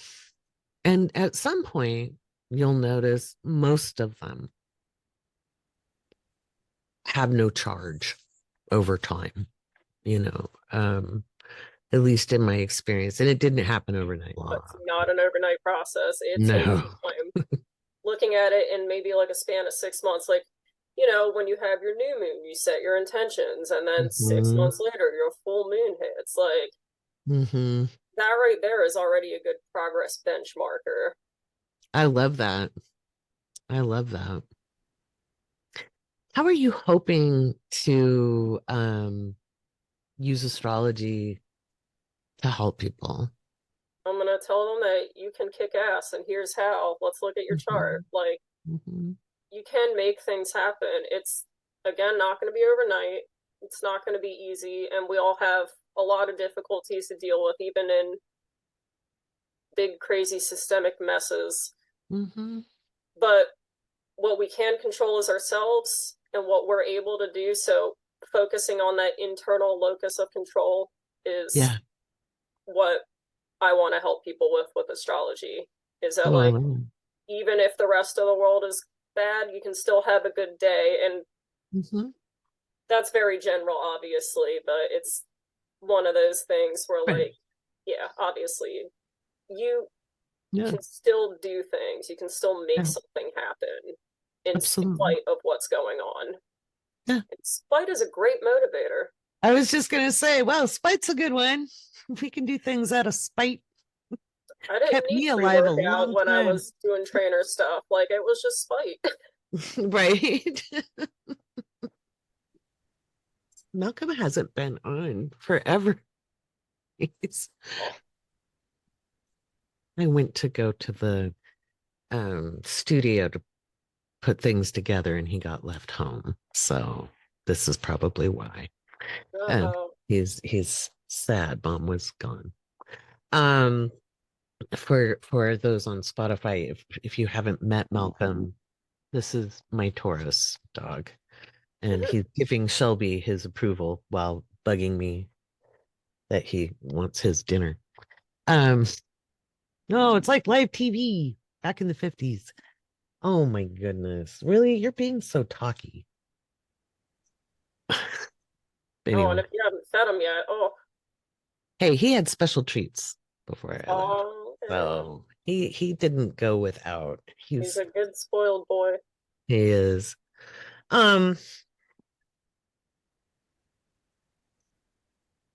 we can use astrology for everything, whether it's pets or and you need to get down. Okay. Whether it's pets or gaming. Because you're a gamer too, right? hmm When Hmm. I When you have time. well, yeah, when I have time, well, admittedly, when I did a lot of your classes, I would play a video game while doing it, and it helped me learn. And I know that sounds Hmm. crazy. No. Mm-mm. Yeah, Hmm. but it actually really helped me learn as I was doing something. Like, I need to do something with my hands. I have a Gemini Hmm. Mars. Like, there's no sitting Hmm. still, and I need to do something with my hands, Hmm. sort of a deal. So we do a game night every Friday. Um, Not everybody's a gamer in the awake space. I should have run a poll. But we're gamers and that's what matters. I've been having a lot of fun playing games with you. Oh, it's been so fun doing it. Like, I had a D&D group, and obviously if you know what it's like having a D&D group, sometimes it is hard getting a group together Hmm. consistently, and everybody's got lives and people are, doing different things, or life stuff just happens. So like it's been really refreshing. I look forward to it every Friday, just being able to not think about the world and to just like have fun. Hmm. Exactly. And we're all astrologers. So astrology does play a role in the role playing, but I go to sleep so well afterwards every Friday night. I was like, whoa, low dopamine. So Yeah, I yeah. get I get kind of energized from it, honestly. Oh, I'm going to go back to the thing that most impressed me about you. And a lot of times people study with me, and some people have studied very, very closely with me, as people know. And they never move beyond regurgitating me or parroting me, you know. And I know I come up with good words. Don't get me wrong. It's the Gemini Venus. She's magic. But you went beyond. You don't just like obviously some of the stuff I teach is it is good. Use it. Yeah, cool. Um, but you have really worked on communicating it in an authentic way to yourself. Learn, I think, in my opinion. Like, if I'm just copying the thing that you're saying, then what did I actually learn? Like, I Mm-hmm. try to make it come out of my brain, out of my Mm-hmm. mouth, and Mm-hmm. for me to just be like, okay, well, this is what this means, this is what that means, this is what, Mm-hmm. like, when we were doing mock readings, there was, you know, you read Damien's chart at one point, and I had to read his chart in a mock reading, and I purposely did not watch the video of you doing it because I was like, I don't want it to muddy up what I want to say. And obviously, we both have like our ways of communicating things, and I just want to make sure that like I really actually learned and retained that thing, and I want it to organically come from me. And sometimes that's weird, like, because I like having the structure there and the blueprint there, but at the same time I still want that organically coming from me, so I know that I Absolutely. understood the concept of it. Absolutely. And it was an impeccable reading you did. And the mock reading wasn't to show that they knew how to read a chart. It was practicing how I like sessions to run. So it had more to do with having the synthesis happen. Yeah. If I didn't think you guys could do that, we wouldn't have done it, you know. Right. But it was the practice. I'm just letting our listeners know, you know, just it was practicing the reading format I prefer just because it's easier on the client and the astrologer. So it's a lot less all over the place. It doesn't a reading shouldn't have to last half a day. So it can be very powerful, impactful in a respectful amount of time for both parties. So you can tell the Sagittarius like, you want me to sit in a chair for how long? You were impeccable. You were impeccable in that reading. It was really, really, really well delineated and well communicated. And it's always an honor when I can hear my influence. I will always hear the influence. Yeah. Um, but I want to hear that your wheels are turning and grinding and you're coming up, you know, with original interpretation. Because then I know I've really been a good teacher. Oh, So excellent teacher. I thank feel you. so fortunate I ran into you. Like, I could have just easily been on TikTok, like, I don't know who this person is, and just kept scrolling. But I was like, no, I see the competence. I could just tell. I just knew. What's that Virgo Mercury? I'm so honored. We have a lot of Virgo Mercuries in the Awake space. Survey results come out soon. It's very Oh, balanced, but I was like, oh, there's quite a few Virgo Mercuries and Virgo Venuses. I'm honored. You know, so we like because you skillful people. right, yeah, and I think if you're a skillful person, you want to work with skillful people. That's what I looked for in my teachers. You know, I figured for the colorful part, I could do that independently. You Right. know, but for the technique, you know, and the Saturnian side of it, you know, the structure, the framework. I was always looking for people who just nailed it. And it's the same in my readers, you know, all three of you, Susie, Damien, and Shelby, are remarkable in your own ways. And you Hmm. offer absolutely distinct experiences for clients. You know, each one of you, you're all very complimentary of one another. You're not it's not cardboard cutout readers, you know. So each of you brings something beautiful to the table. Each of the Leo Venuses have their own flair. Right? Isn't it funny? Like I'm I know, funny how that surrounded. worked out. I know, I'm surrounded. Um, if there's one thing you want people to know about you, like before they book, what would it be? Um, I think I take a bit of the no BS trainer part in. Like, obviously, I lace that up with empathy as well. It's not like I'm just going to be like nasty drill sergeant type of a person, but like, I'll give it to you straight. Like, Mm-hmm. I like to come from a practical approach. I like to come from a here's how you can apply it approach. Again, the true Virgo fashion yet again.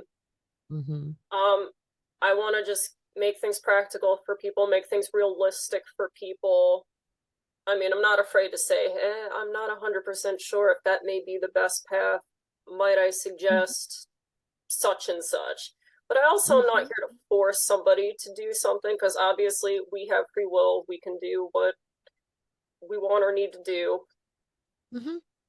So I try to keep it practical. I try to just give it to you straight and let's make it fun. Like this, it doesn't have to be doom and gloom. You're not stuck. There's no Mm-hmm. Calvinistic crap, you know. Right, exactly. Yeah, God blesses the favored and damns the rest. Yeah, Yeah, we so don't do that. We don't do determinism here. nope. Fate and free will intertwine. But yeah, no, you're remarkable. So the good news is I'm extending March's discount into April. Okay. I know, and people at the magazine level and up in the Patreon get a juicy 50%. on any reading with any of the astrologers. If you are at the $5 level, you get your own juicy discount of $150 off any reading with any astrologer. Um, if you're listening to this on Spotify, check the show notes and you'll have a wonderful little savings as well. I'm giving a little gifty out to the podcast audience because we've got actually a lot of subscribers that aren't Awesome. patrons. Not everybody can be a patron. Not everybody wants to be a patron, but I think there's 13,000 people subscribing to us on Spotify now. And I was like, wow, when did Oh, that happen? that's wild.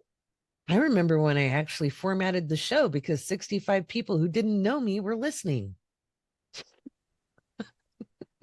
I will say this, since we're talking about like just the span of time since you started, since I came in to the Discord originally when Saturn was on my North Node at the time when that happened, by the way. So Ooh, pretty great wild. transit. Yeah. I've got that right now. Go for it. Oh, okay, there you go. Yeah. Yeah, but I think it's just wild, like just the growth. Yeah. Insane. Yeah. It's been wild. Wild world. So thank you for joining me, Shelby, and we'll have you on. If you guys want to watch us play games on Friday nights, you can check it out in the Patreon. Well, thank you for being the compassionate, intelligent, analytical to the nth degree, uh, kick butt astrologer that you are, Shelby. I think people are going to really, really, really love working with you. I'm excited. Good.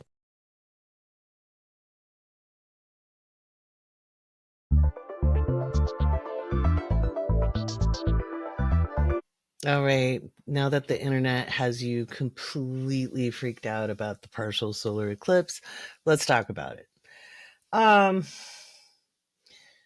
So partial solar eclipses are they're impactful if they're visible where you live. They're not the full whammy of a total solar eclipse because they're partial. But solar eclipses are always more impactful than lunar eclipses. The great Susan Miller describes eclipses as whatever lunation it is on steroids. So this is a new moon. Lunar solar eclipses are new moons on steroids. Okay. If it's not visible where you live, it is not an eclipse. That's the rules. Them's the rules. I didn't make up the rules. That's the rules. Okay. I know everybody likes to take a riff on the astrology, um, but astrology has rules. And the rule is if it's not visible where you're at, it's just a very impactful lunation. That means whatever phase it is. So lunar eclipses are full moons, solar eclipses are new moons. And new moons are always a time to set intentions, plant seeds, etc. Now, if it's an eclipse, you're going to hear all these people saying, don't manifest. You can't help manifesting. That's part of what we do as human beings. Okay. You can do it with deliberation and solid intent, or you can do it willy nilly with muddied, that's kind of, we'll get what we want. We don't want it because we weren't clear, blah, blah, blah. And people are like, don't blame me. Not blaming. I'm saying how it works. It's physics. Okay. So the clearer you are, and clarity does not mean every finite detail written down. It just means you're clear about what you want to feel, how you want to experience it. I personally think that if you're sitting down writing every freaking detail, you're going to box yourself in. It makes it harder. In fact, I wrote a piece to go with the cover reveal for the April 2025 Awake Space Astrology magazine about such a time that I gave the universe marching orders. And I'll read it after the segment and you can hear it. I did the cover reveal in the Patreon for all members. You can check it out. You can even see it for free. And I wrote the story there, and it's a photograph of Bell Rock and Sedona, and I ended up living in Sedona in 2018. 2019. It was a good year, and it was an amazing healing year, and it was all woo woo. But the more you try to control the outcome, the harder you're making it on yourself. So when people are saying with a new moon, you want to be clear, it's more clear about what you really want. Okay. Right now, with Venus still in Aries until the 27th, and Mercury is still in Aries, even though they're retrograde. This is time to really dive down over the next couple of days. If you're listening to this on Monday, on the drop, which about 3,000 of you do every single week, we get the first 3,000 listens or views on Monday, which is crazy cool because this is a pretty long podcast. You want to really, it's not a title, it's not a job. If you're wanting security, stop putting it on the dream job. Okay. I talked about that in a patron only podcast that's going to come out in a couple of weeks, or a patron spotlight that's going to come out in a couple of weeks with Lindsay Butler, who's an HR specialist. And I was talking about how, like, the best job I ever got, I walked in and overqualified myself for, because I didn't like the job title. I didn't like, the work description. And I went in, I overqualified myself. And by the time I got home, I had a phone call saying, hey, we created a job for you. And it ended up being one of the best places I've ever worked, regardless of what I was doing. It gained me a lot of skills I use to this day as well. And it's when you're trying to be overly specific and think you want what you want without really knowing what you want. You want it because you were told this is how life's supposed to be, that there's winners and losers, and a sucker's born every minute, and you don't want to be a loser, you don't want to be a slacker, you don't want to be blah, blah, blah. Instead of saying, this would make me feel content, at ease, I have enough, I'd really enjoy this. Notice how much better that is than it's my dream job. It's my dream job. If you're watching the video, you can see it's my dream job. There's tension in that. Instead of saying, oh my gosh, it would be really cool to be in that environment. That's open, right? So it's about having openness as we plant these seeds. You don't want to plant seeds on rocky ground, right? If you're trying to plant like beets in rocky ground, you're not going to get good beets. They're going to be weird. Okay. They have to have the right kind of soil. Well, so too do our intentions. And the only way you make that soil good is to work on yourself. So with a solar eclipse of any kind, whether it's partial or total, it's a good time to make the soil for your intentions fertile. Okay.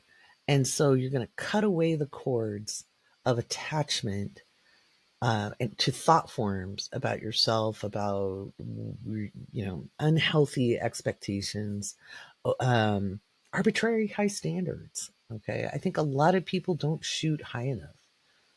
They don't aim high enough. They don't allow themselves to want more because they're afraid of looking like they're greedy, or they're afraid to look too ambitious. How unattractive is that, right? Instead of saying, hey, I want to push this as far as I can push this. I want to take this as far as I can go. I want to expand my horizons. I want to grab opportunity to feel alive. I want to wake up in the morning and feel good about what I'm doing with my life. Those are all really solid, clear intentions. And those are clear enough that the universe will start conspiring with you in ways that you're able to receive, and they take you on this really wonderful path. So this new moon is in Aries. It is not visible in a lot of places in the world. It is visible in the northeastern United States, kind of all the way down to the Mason-Dixon line. And that should mean something. There's a lot of people saying there's going to be a civil war.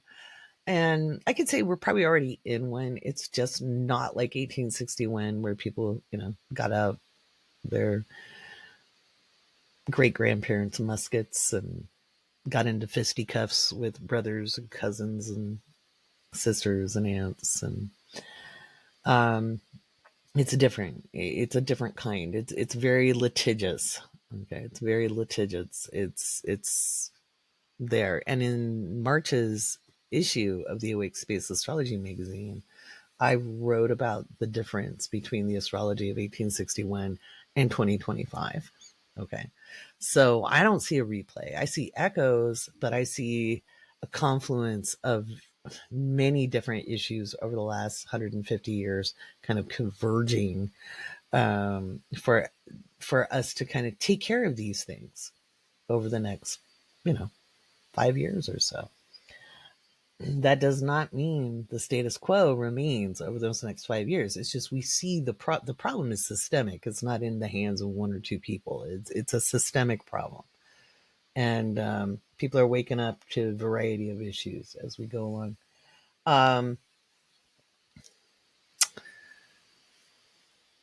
I think things might get spicy in the Northeast of the United States after this partial solar eclipse in Aries. It's a little something, something. It's kicking off some interesting energy. Um, it is not necessarily favorable to people in leadership positions, and that would be anybody with a symbolic role representing a large corporation, representing a body of government, anywhere in the world that this, is visible. And let's see. I will show you the map. If you're in the Patreon, I've already shown it. Let me get my...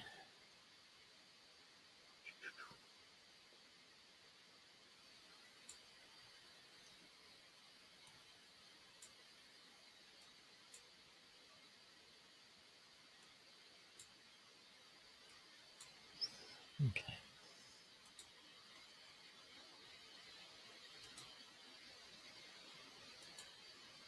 Give you my canvas screen here.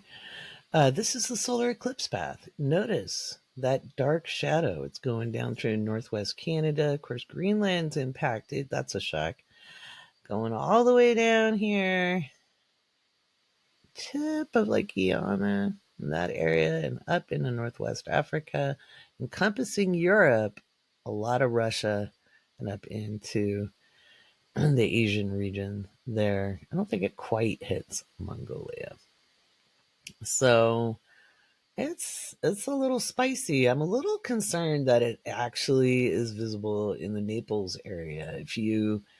Um if you got my 2025 year ahead, which all patrons at $5 and up get, they get the 2025 year ahead video from my December follow-up, or my November. Sorry, I did it in November last year. The slides haven't changed since May, June of 2025 when I did the original predictive presentation.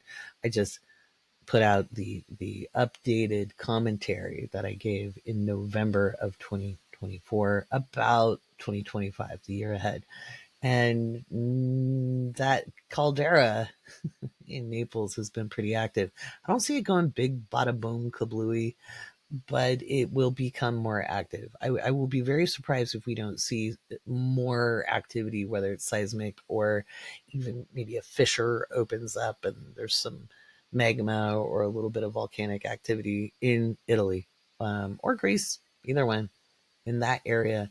They're probably related and tied. I could be wrong about that. I'm not a seismologist. I'm not a volcanic expert. But so if you're in Italy, pay attention. I know we have listeners all over the world, so just giving you a heads up. It's things are going to be a spicy meatball with this eclipse. So it's the outer world will be a little spicy. On the inner world, it's a good time to let go of false expectations. It's a good time to set intentions around gaining clarity if you don't have it. Wanting, like if you have a hard time knowing what you want, you could set intentions around gaining clarity around knowing what you want, what you really want, how to be authentic in yourself. That's all good practice for this solar eclipse. But you don't want to try to control the whole outcome. Learning to let go of control is really important, especially with the North Node moving through Pisces right now. It is not the time to overplan. Take it from a North Node and Pisces native here.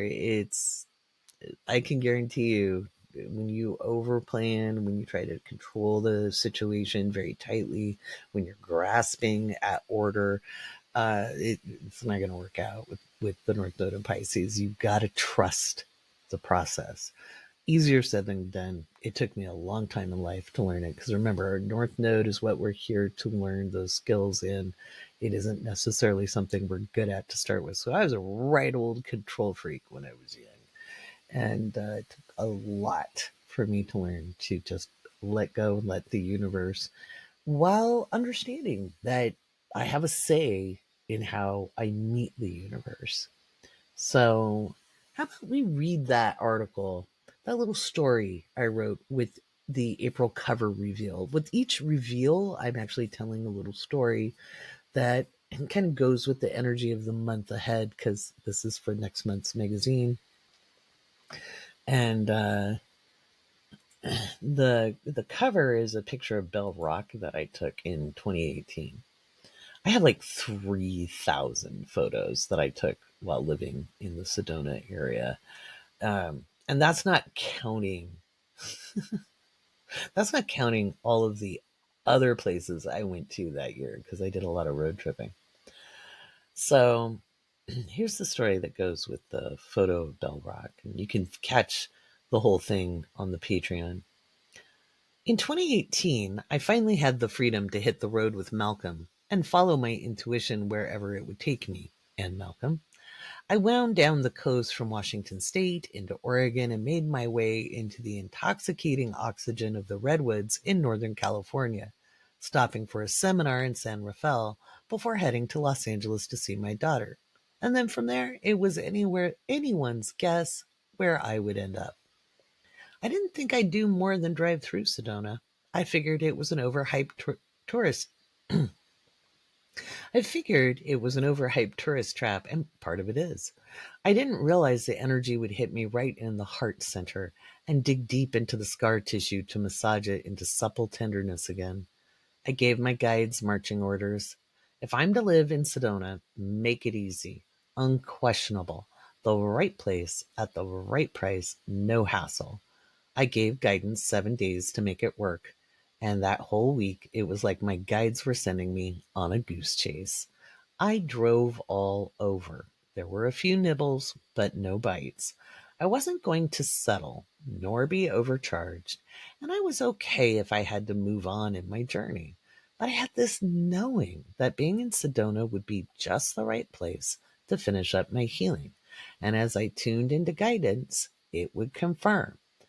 So chasing geese I went, and on the last day, in the last hour, I had an impulse to go into one of the shops I had enjoyed the most to go grab Kirsten Soga, she's with our mystery school, a gift. A few crystals later, I sashayed out to the car, and there in the parking lot was a wonderful acquaintance I had made on the first part of the trip. Michael was talking to a young lady with a babe on her hip, and he glanced up and chortled, shaking his head. Come meet my friend Jess. Giving each other bear hugs and noticing that the time was synchronistic, we chatted and I let him know I was leaving for parts unknown, since the geese hadn't been caught on the chase. But I was just sure you belonged here, he exclaimed. He had lived in Sedona for 20 years and considered himself an expert on who Sedona would embrace and who she'd spit out. I shrugged and acknowledged it must be part of the journey. I wasn't taking it personally, but I was confused as to why my guides had punked me so hard. We chatted for far too long in the warm afternoon sun, standing outside of our cars parked next to each other. One of those conversations that continued long after the, well, I should get a move on. Suddenly, my phone dinged. An email chimed a notification, which I mindlessly looked at to check. My eyes wide, I let out a whoop. It was from the landlord of a cute little duplex in the village of Oak Creek. They wanted to meet me the next day. I showed it to Michael, and he whooped with me, and we belly laughed like crazy people. You know, Lori, I had no intention on stopping by, but I had an impulse. And first I ran into Jess, who needed a little Reiki. You know how it is. I nodded knowingly. Michael knew I was an energy worker because I met him for a massage at a local wellness center. And during the session, my energy spontaneously activated, and he got a powerful reciprocation. That had been on day one of my Sedona excursion. Well, I thank you for listening to your guidance and pulling in, because if we hadn't been chatty Cathy's, I would have missed the email because I'd been on the road. That 30-minute delay in chatting with a soul friend is what it took to catch the geese. The next day, I went to see the duplex. It was within the range of the Bell Rock vortex. Bell Rock being a quarter of a mile from my little two-bedroom space. Why 2 bedrooms? Well, I certainly needed space for when friends came to visit, didn't I? Yes, I did. It was the perfect place, in the perfect spot, at the perfect price. The goose chase was not about The goose chase was just about timing. Sometimes when situations involve more than one person, it takes a bit of adjusting to line things up just right.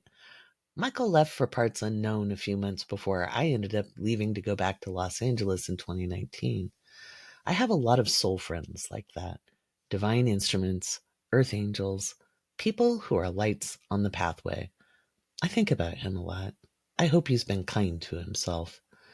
April 2025 is a month of wild energy, and yet we can each use this to our advantage to gain clarity, healing, self understanding, and realization. This issue is full of information to help you move through the interesting cosmic tide. And as always, magazine subscribers get the audio version of the magazine articles as part of their subscription.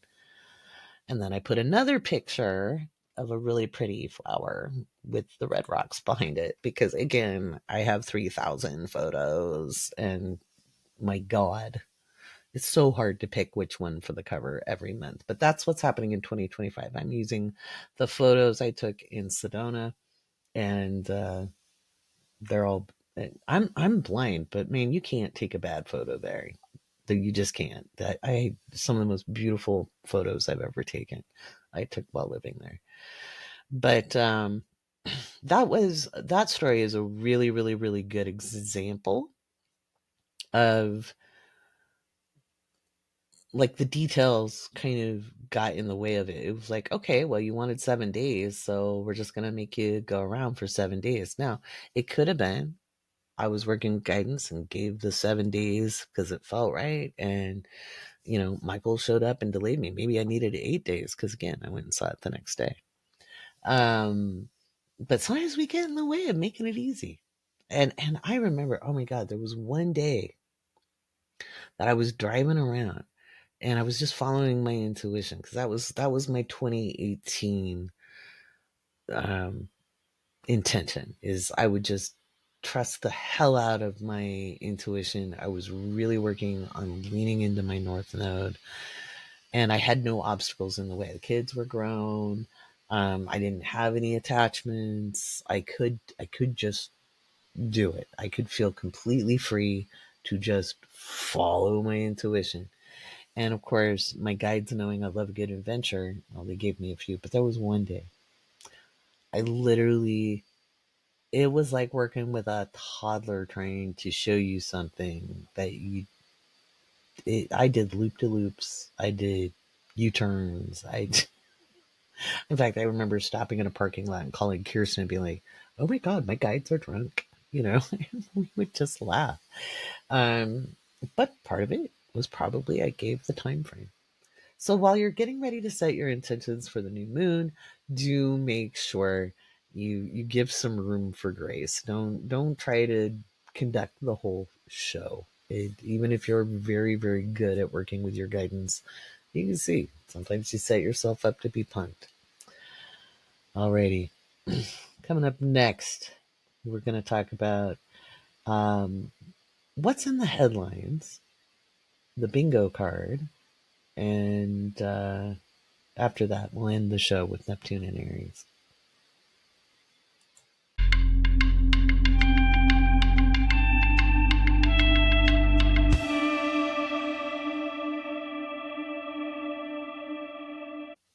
Oh boy.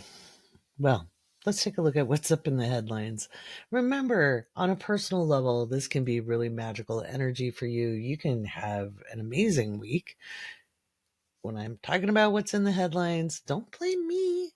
People will be like, isn't there anything good? I'm like, have you seen the headlines? I don't write them. I'm just telling you what's going to be most likely seen in them. Um, so again, I don't make the rules. Okay. We're all better off kind of limiting our consumption. And again, I kind of have a rule where I start my day without looking at the news. I get my consciousness set and then I look. Because if you start the day looking at looking at the news, it's probably not gonna make you feel better. So it's probably just not. Lord, it's a wild one. Okay. All right. Let's get started.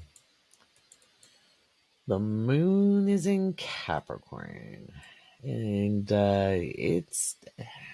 it's in Capricorn from March 22nd through the 24th. I think we could see some historic events. I think that was more likely on the 22nd and 23rd, but these could be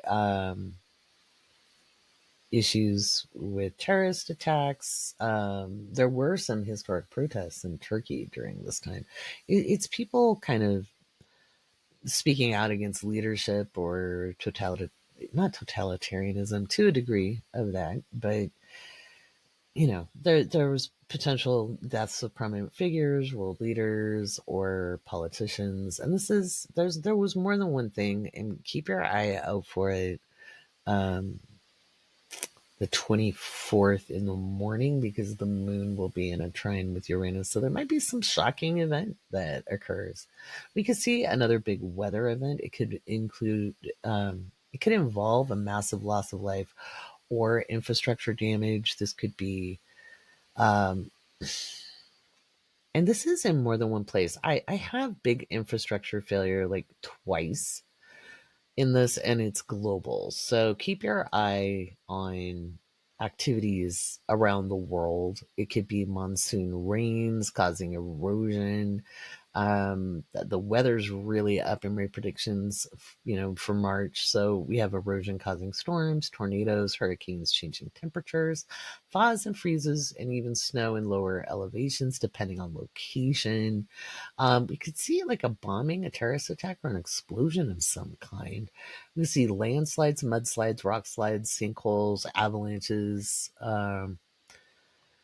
We could hear violent rhetoric out of global leadership. This could be anywhere in the world.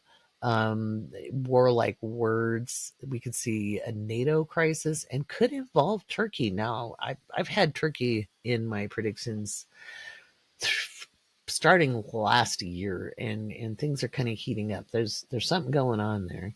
Um, we could see a celebrity scandal, and we could see an accident on a mountain or at high elevation. I'm not going to read through everything. If you get the magazine, that's the predictions and horoscopes always come out, which, by the way, they'll come out this week ahead of the magazine. I always get them done first, and I give them to you hot off the presses before Jessica, my editor, even touches it.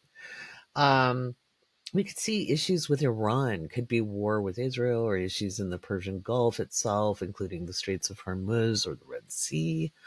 So again, could see some kind of historic event. It could be violence, it could be a storm, it could be political upset.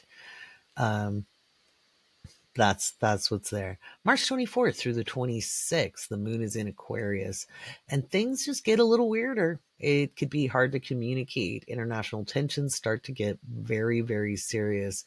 Now, if it's hard to communicate, that could be that communication lines are down, satellite issues, etc.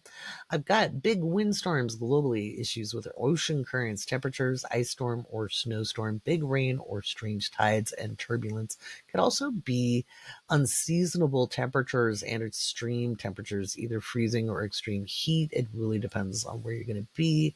We see more issues with icebergs, melting glaciers, sea ice, the AMOC, and climate crisis. We could see solar storm or northern lights or both. And funny enough, there were northern lights over the weekend, so I might be off by a day on that, but that was kind of cool to call. Communication failures and internet glitches and hacking announced. We could see seismic activity above a 6.0 increased globally in any active region. International coalition places sanctions on a major power. That would be a country. We could see all markets volatile, including cryptocurrency. We could see issues with power plants, chemical plant accidents, and explosions. We could see a lot of volatility in the tech sector, issues with AI, and potentially more layoffs. We could see vehicular violence in a crowded space or crowded spaces. This is global, not just in the United States. We could see the United States military withdraw from allied territory or threaten to withdraw. We could see human rights and courts associated with human rights in the headlines, and we could see internet disruptions, satellite failures. Um, we could see a banking crisis or issues with communication gateways, communication failures, internet glitches, and hacking could be announced or discussed. So those are the major things I think that may happen with the moon in Aquarius. March 26th through the 28th, we've got the moon in Pisces, and this is going to be something else because the moon is kissing Neptune goodbye for just a little bit. Just a little bit, because Neptune will go retrograde, and even though it's hitting into Aries for a little bit, giving us a preview this year, it will go back into Pisces. So we get a little bit of a break. We get an idea of what that energy is going to be like. And who knows? We may look forward to it going back into Pisces. Who knows? I have a feeling it's going to be interesting. I don't know that it's going to be bad. But anyway, March 26th through the 28th, cycling weather. Okay. And cycling weather could be things like tornadoes, hurricanes, typhoons, cyclones, those types of things. But it could also just be a storm that doesn't want to move out. Like it just keeps kind of hanging around. Experienced one of those a long time ago in Washington State where it was a really big lightning storm. We got like 1,000 lightning strikes an hour for 24 hours, and that storm just didn't move. It was very bizarre. We could see big tides or rivers breaching banks, levees, and dams could lose integrity. This is global. Viruses and airborne illnesses are up on deck. We could hear about pharmaceutical companies and treatments, vaccines, and medicine, but that could be advances as well. It's not all bad news. It's the subject matter of what's in the headline. We could see headlines around toxic waste, radiation, and nuclear power. We could see issues at ports, marine transportation, and we could see accidents with, boats of all kinds or an accident at a port. Issues with poisons or nerve agents. We could see water quality issues, sewers, or waterborne illnesses discussed. We could have headlines about drug cartels, gangs, and state-sponsored activities. We could see an increase in the use of bombs, missiles, drones, and expansion of war in any current conflict. We could see some big civilian casualties. We could hear about tampered drugs, and there may be drug overdoses in the headlines. So, pharmaceutical breakthroughs in treatment, that's some good news. And we've seen some good news in pharmacological advances. I always get excited about that. I'm like, look, there's good news. People could be talking about mystical visions, mass hysteria, religious experiences of all kinds, not just one kind of religion. We could see a big movie, a film, or a music release come out. Information leaked, secrets revealed, scandals of all kinds with corporations or politicians. That could get spicy. We could see an accident with a submarine or Navy vessel. So accidents, let's see. Oh, not accidents. Could see the use of missiles and drones in Eastern Europe that may contain irradiated materials. So we might hear about it. Now, the big one, I think we could see oil spills of all kinds or issues with natural gas pipelines or other kind of petrochemical matters, including gas stations, depots, refineries. And we could even see an oil tanker or really big Navy ship having an accident, or a truck carrying volatile load has an accident, fire, explosion due to like having gas on it. Like, yeah. Volatility. And then March 28th through the 30th, the moon is in Aries. It gives a kiss to Venus to give it a hint of Neptune sliding into Aries DMs. It's hot, it's spicy, and people ain't singing love songs. We can see historic events, which include natural disasters, fires, mass casualties, and acts of war, incendiary devices, heavy smog, smoke, or poison gases that ignite. That sounds cheery, doesn't it? We could see a volcanic eruption or a firestorm or issues with lava flow or lahars, increase in geothermic activity or geothermal activity, military budgets under scrutiny, multiple countries, death of a prominent celebrity, politician, or person of note, massive accident in a dock port or between large vessels, exploding engines or large equipment. Attempted coups, insurrections, and political violence. This is global. Public violence in city center, mall, or other public venue. Could be a shooting, could be a stabbing. Global. Poland dealing with border security and potential sabotage and terrorist attacks. International organizations under strain or face crisis. This could be anything from the United Nations, NATO, EU, um, any of that stuff. We can see issues with militaries, rogue units, and mercenaries. CEO or world leader faces health crisis. It could be arterial strokes or head injuries. Um, yeah, so super cherry. And then March 30th through April 1st, we have the moon in Taurus. And it has issues of security up in deck. People could dig in their heels. We could see earthquakes above a 6.0 possible, increased potential of seismic activity. Any seismic zone could see a very large offshore earthquake that causes big waves or a tsunami, and that could be maybe in the Asia Pacific. Um, explosions from explosions, both accidental and man-made, that could be at like a manufacturing plant, chemical plant, food plant. We could see arsons of government buildings or manufacturing plants. Stock markets are extremely unstable. Crypto, extremely unstable. Recall of food products. Explosions at manufacturing or food products. Well, that's anytime I'm doubling up as I write these, because I kind of write these stream of consciousness. Um, not like picking and choosing. These are things that are really standing out to me. So when that happens, and I've got it like three times, anytime we have something three times, we're probably going to see it. Um, Tech sector is challenged. Okay, so it could be legal issues. It could be um, calls for, could be Europe calling for more regulation, things like that. We could hear about more union activity, calls for strikes, contract disputes, and layoffs. We could see power outages, network outages, could be a system failure or issues with solar flares and geomagnetic storms, which means we get pretty northern lights. Huge weather issues, lightning, hail, hurricanes, tornadoes, storms, or torrential rain and flooding.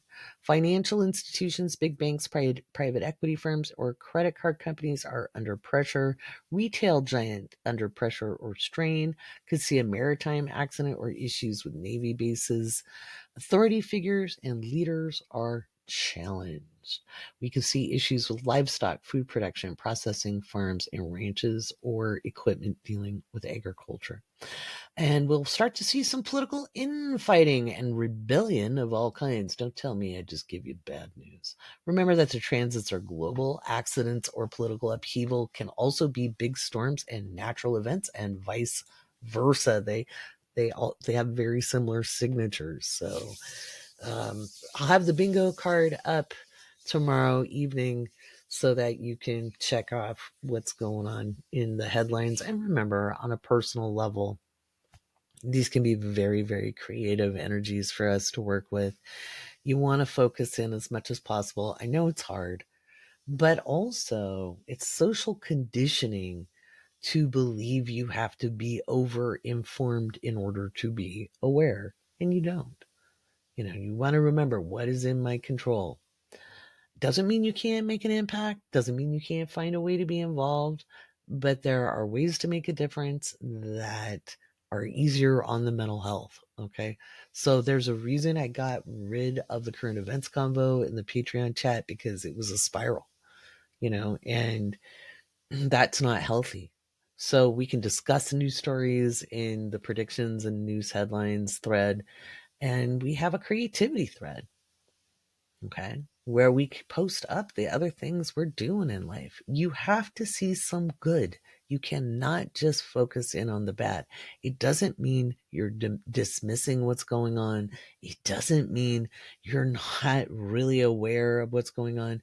But if that's your focus, you're going to be demoralized. Your outrage is going to burn you out. It's not going to fuel you for long term. It gets you moving, but then what are you going to do with it? And as a good friend of mine once said, don't get mad, get organized. So AOC was real serious when she said, get into a knitting club, get into a gardening club, get into things that people don't think are all that important. Okay. Because that way you have a better chance of organizing and making a difference, especially in your local community. We absolutely have to focus on our local communities, our counties, our states, and be involved in ways that make a direct impact. Okay. All right. Let's talk about Neptune and Aries in the next segment.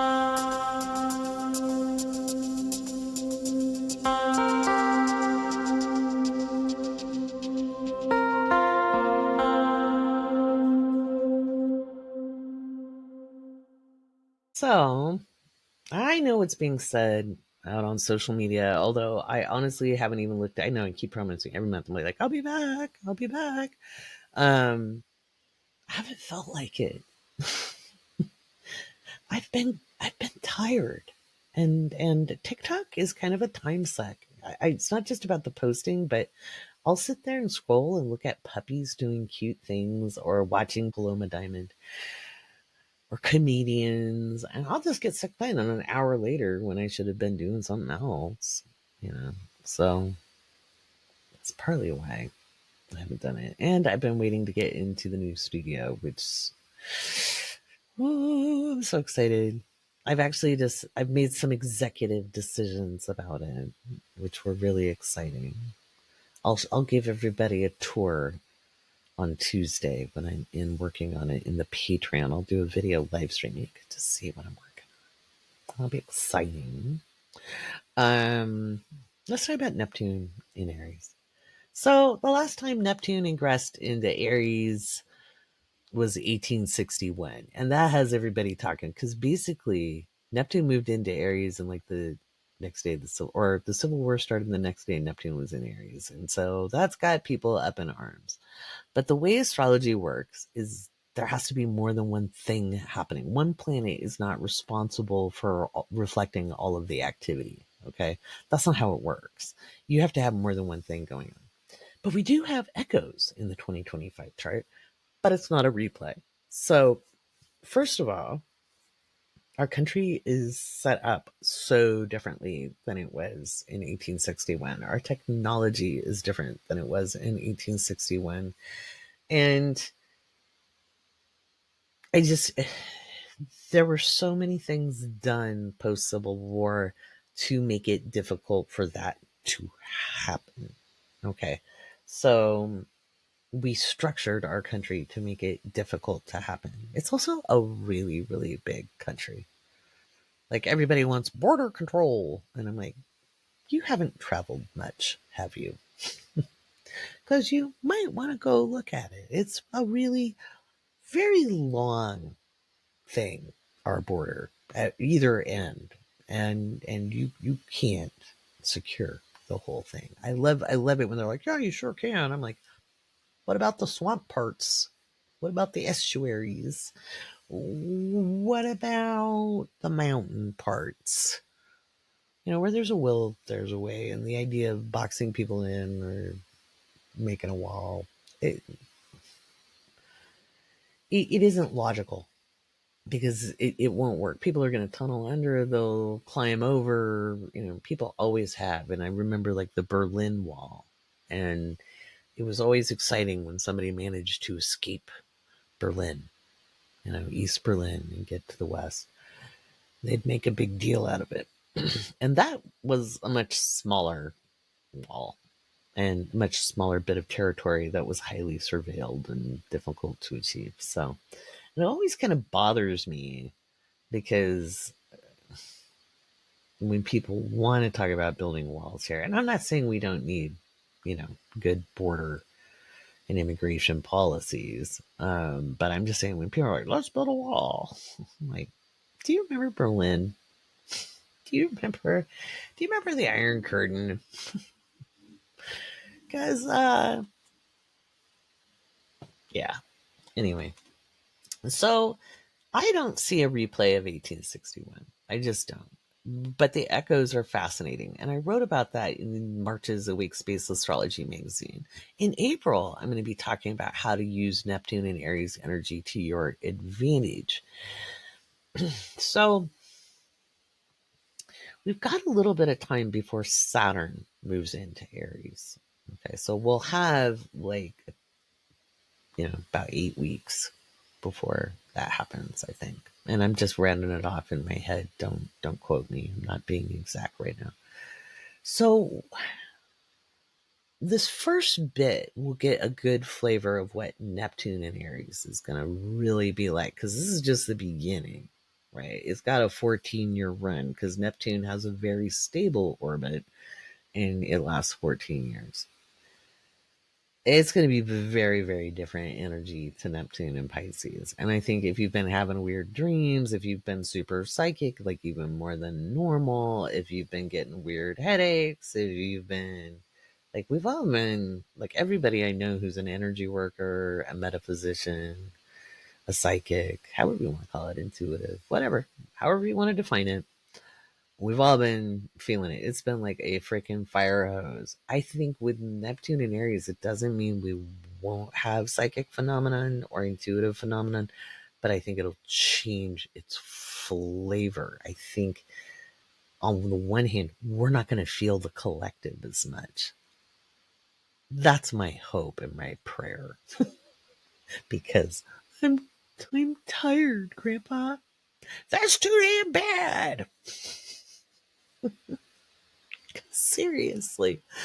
I look forward to not feeling the collective. I think Neptune and Aries is really more about our individual connection with Source at a metaphysical level. It's far less about reminding us we're all connected. And but what about the people who haven't woken up yet and they don't realize it and they're overly individualistic? But they either wake up or they don't. We're not in charge of other people's pathways. We need to focus on our own. We need to focus on our own spiritual development instead of projecting our lack of spiritual development out into the world and going, look at them, look at what they're doing. That's a really bad habit to be in, so everybody has their path. It's not our job to wake people up. It's not our job to get them to see the light. It's not our job to get them to agree with us. And I know people want that. We want people to see what we see as reasonable, but they want you to see what they see as reasonable too. You can't. It's not worth the energy. It's not. It doesn't mean you sit in the face of the unacceptable and allow it. I'm not saying be like, oh, look at my racist uncle saying racist shit. And, you can counter that and say, wow, that was really racist shit, uncle. But trying to get him to have compassion and not be a bigot is probably going to be a waste of energy. You're not going to change people's minds. They have to either come to that awareness or not, or face the consequences of it or not. And there's going to be consequences for belief when Saturn meets up with Neptune, that's going to be super fascinating, but that's a whole nother podcast episode. Now, does that mean you're going to get to watch people's consequences? No, you got to pay attention to yourself. Mind your own beeswax, people. It really, really, really grinds my gears when we see people who, especially those with limited study and limited experience, and I'm not talking about age.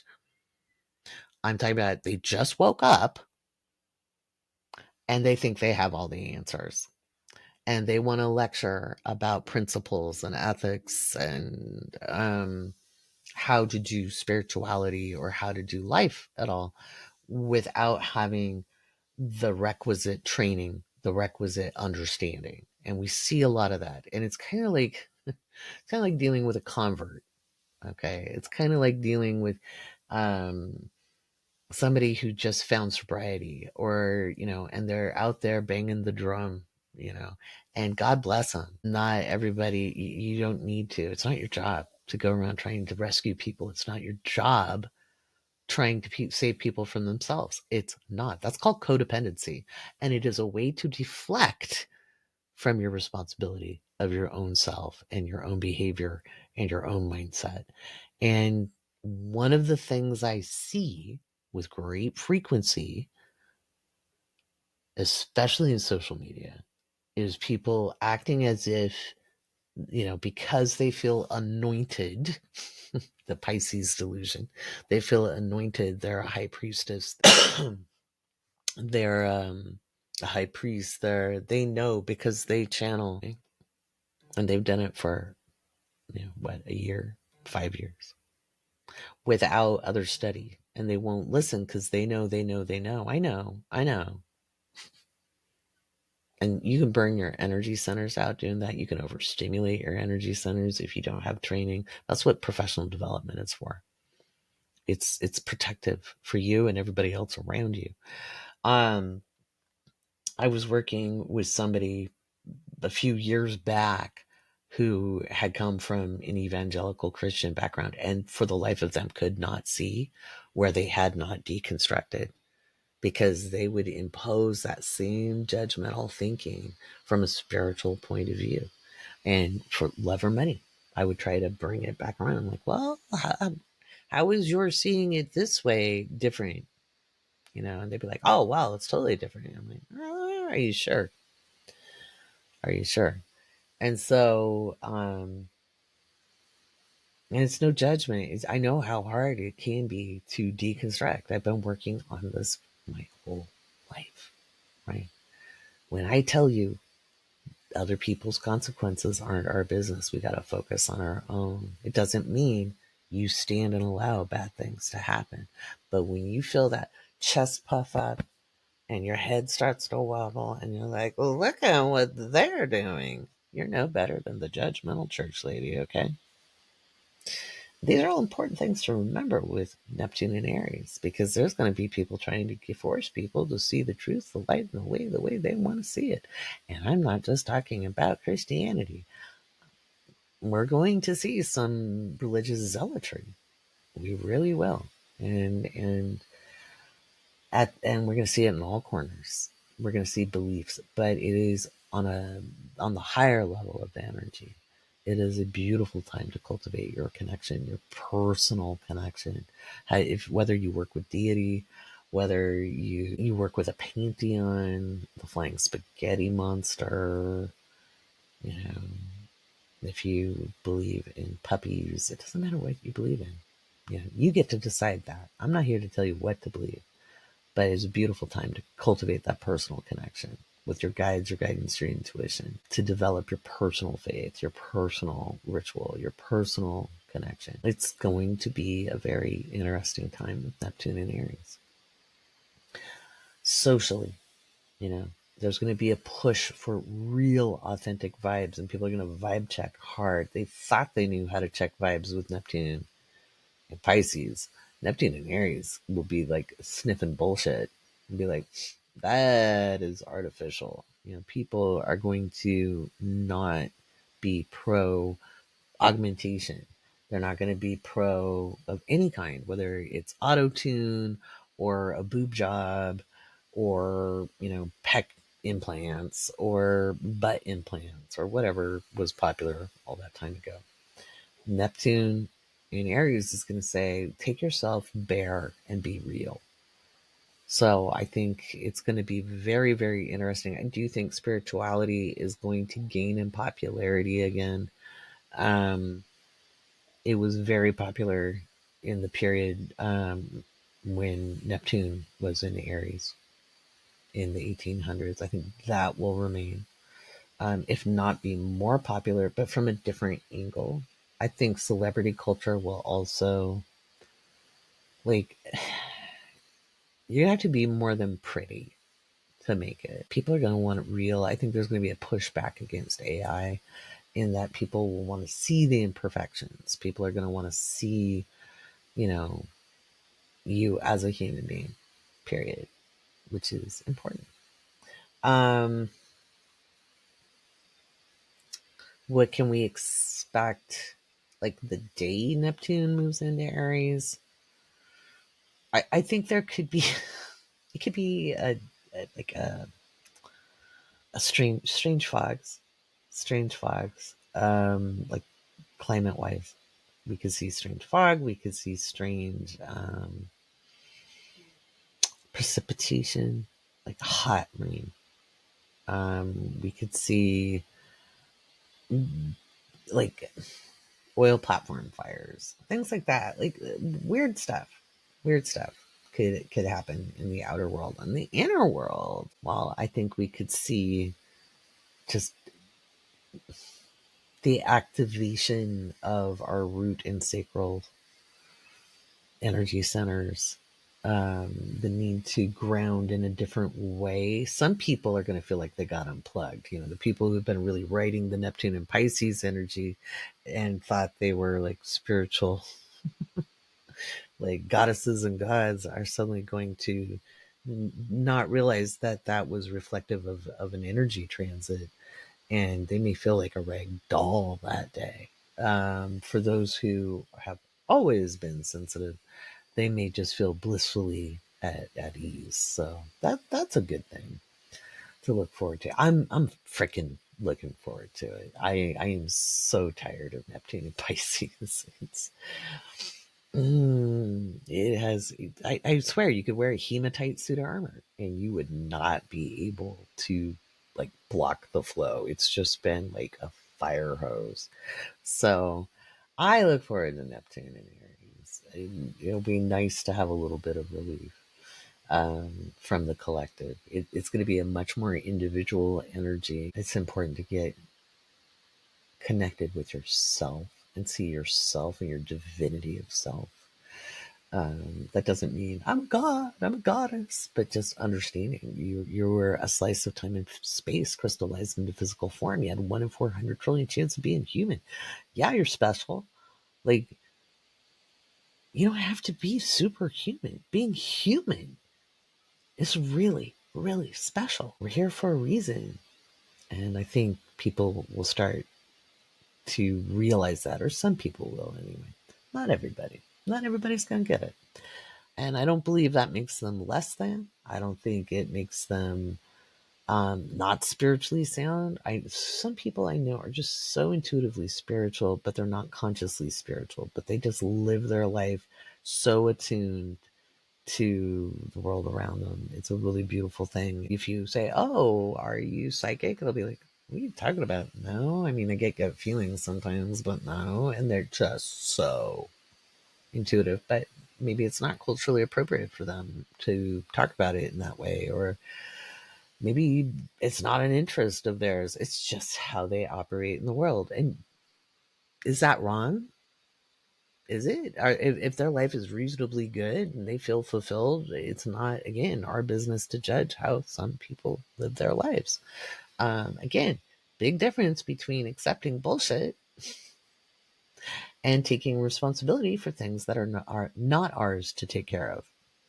So, and I say that at 1:33 a.m.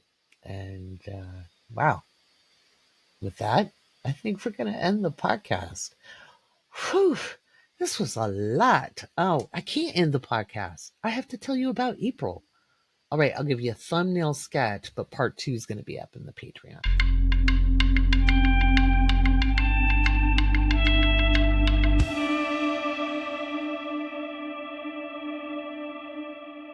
April is quite a month. I know we said March was quite a month, but March was the setup for April, and April is the setup for a lot. So, with the grand finale happening in late April, remember Matilda and I were going to have an event on the 26th of April. She was going to come to the States, and it was we had to sign the contract with the venue by February 4th, and I delayed it because it didn't feel right. And I kept looking at the astrology, and I was like, I don't know. I think we want to do this, but it's maybe not a good idea.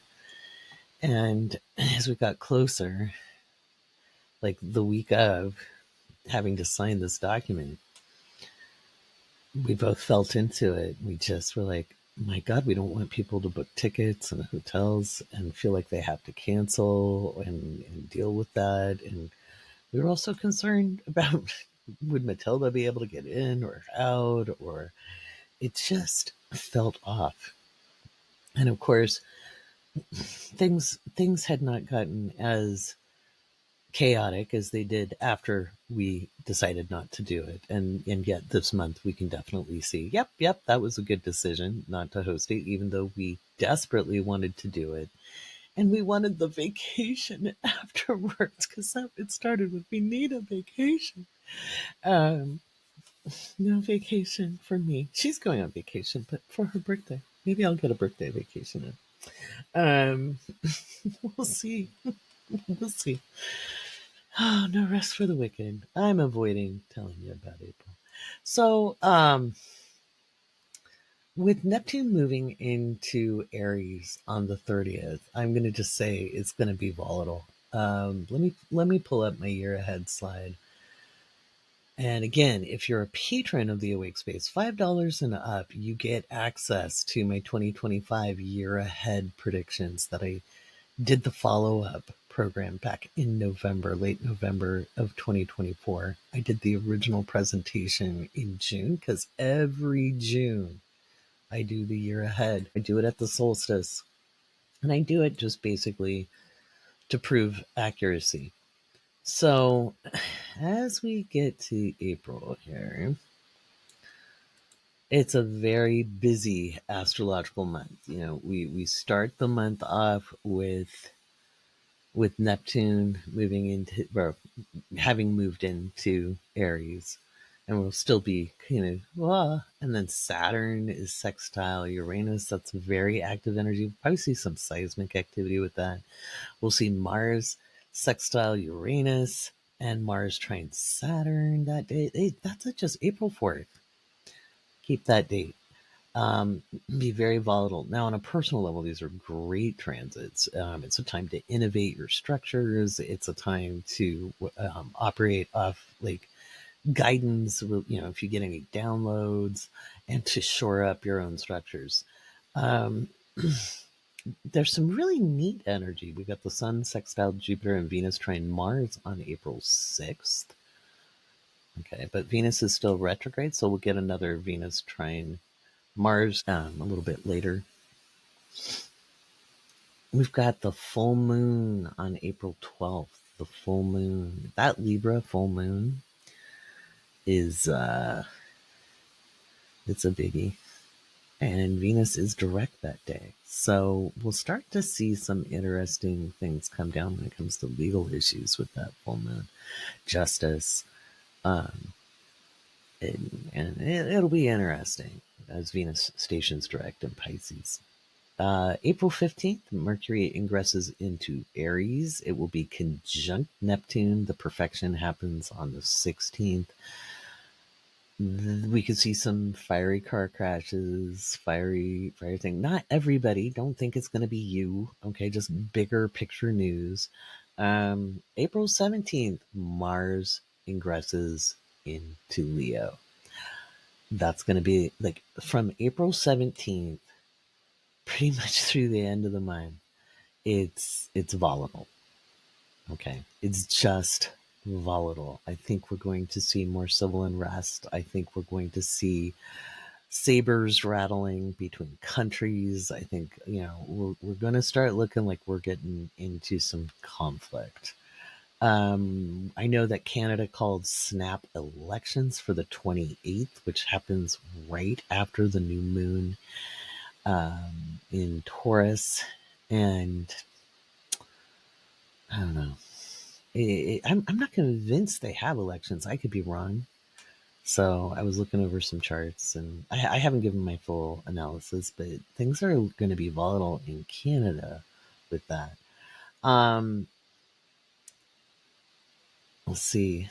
The 19th, we have the sun ingressing into Taurus. So Taurus season begins on April 19th, and the Mars will be trine Neptune. That's fiery because that's Mars in Leo, trine Neptune in Aries. It's incendiary energy. It won't take much, if anything at all, to get tempers moving. But get, again, on a personal level, really super creative energy. We could hear some really fantastic music come out of that, or a new singer could come out that we hear that's just very talented. Um, Remember, it's not all bad. It's not all good. All right. There's a lot that happens in a single day. Venus will be sextile Uranus on April 20th.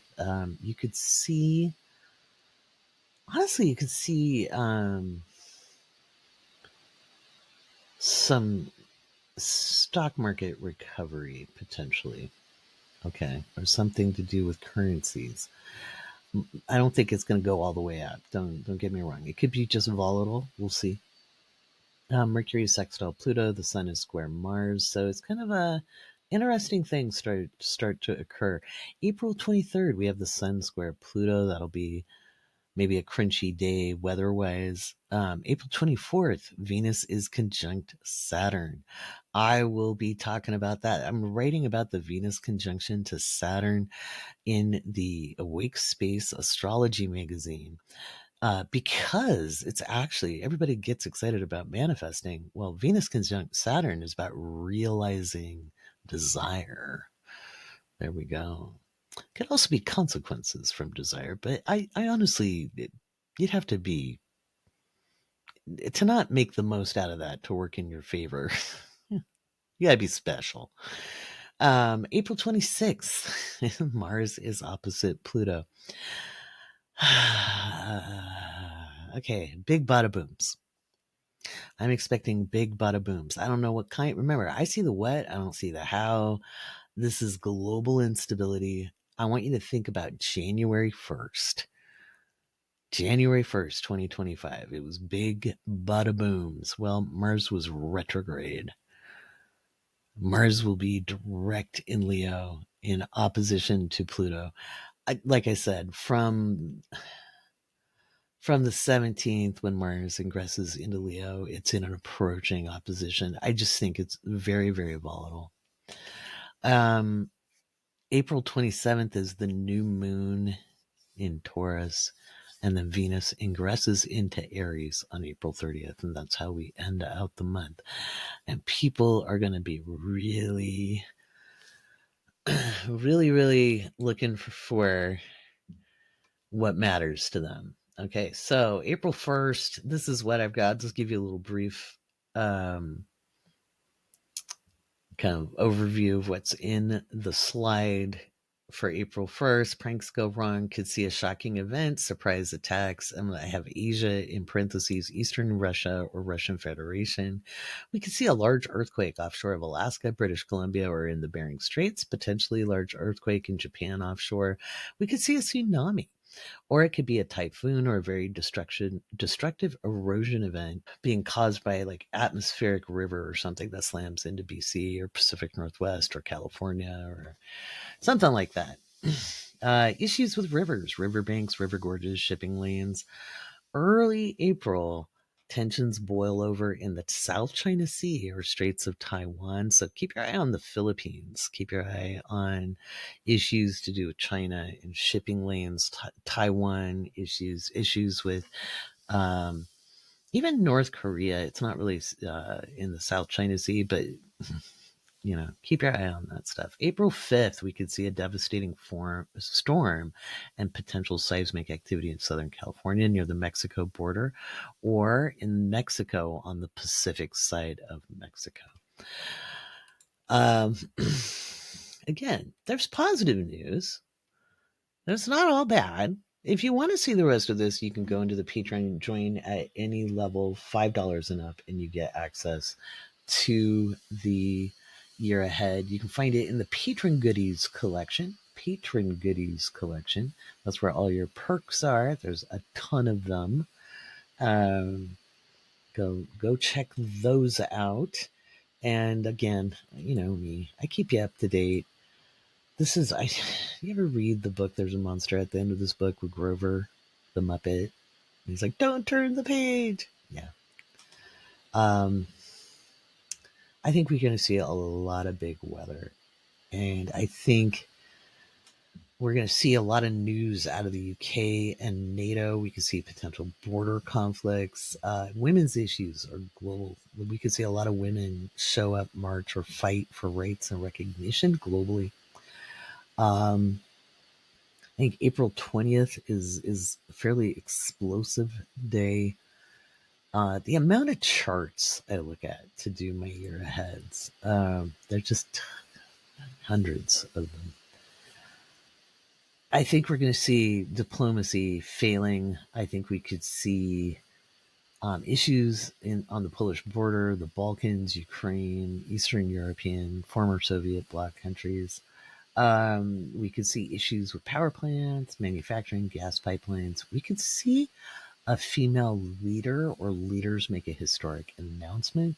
We could see currency restrictions, devaluations, and or sanctions for more than one country. Iranian government destabilized, uprisings in parts of Iran, or an attack on Iran, missiles and or incursion around April 24th. Now, I wrote this back in May, June of 2024. So given we're looking at the news today, and it's like, well, there we go. And I did have a potential regime change for Iran in 2026 when we were looking at the protests in Iran in 2023. So who knows with that? Good news for some. Let's see. Strong hot winds or fires rage due to wind. Could be in the tundra or a steppe. And I'm going to say that could be up in, like Siberia. But it could be in Alaska. Or in Canada, Greenland, those areas. We could see real pressure in the Levant. We could see a military coup potentially in the Levant. So it's kind of wild. I'm not going to lie. Kind of wild. April is kind of wild. Matilda and I are talking about doing something in April. We haven't figured out what we're going to do. We'll keep you up to date. So, on a personal level, April can be a very creative month. You can be very enlivened. All of you who are super, super sensitive to energy, you may be feeling better than you felt in a long time once Neptune moves into Aries. No guarantees.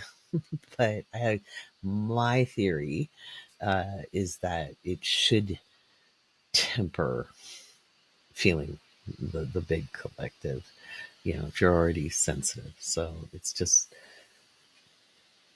like I said, for me, I'm looking forward to Neptune in Aries on a personal level. It's been a lot with Neptune at the last degree of Pisces. I'll take the break we get this year, even if it is a bit wild. So to find out more, you can check out the Awake Space Patreon. You can check out the magazine from March. That issue is up and available. If you don't want to subscribe, you can find it in the shop. You just look at the tabs in the Patreon and you'll find the shop. And last month's issue is there. There's a ton of articles, including a long analysis of looking at Neptune, comparing 1861 and 2025. And this month in April, I am writing the articles. We'll have the predictions and the horoscopes come out Thursday this week, I believe. They'll come out before the 1st of April. The main articles, as always, I've got, of course, I always do all the rising sign horoscopes, the what's up in the headlines, where I go through the predictions. You guys get a bingo card every week.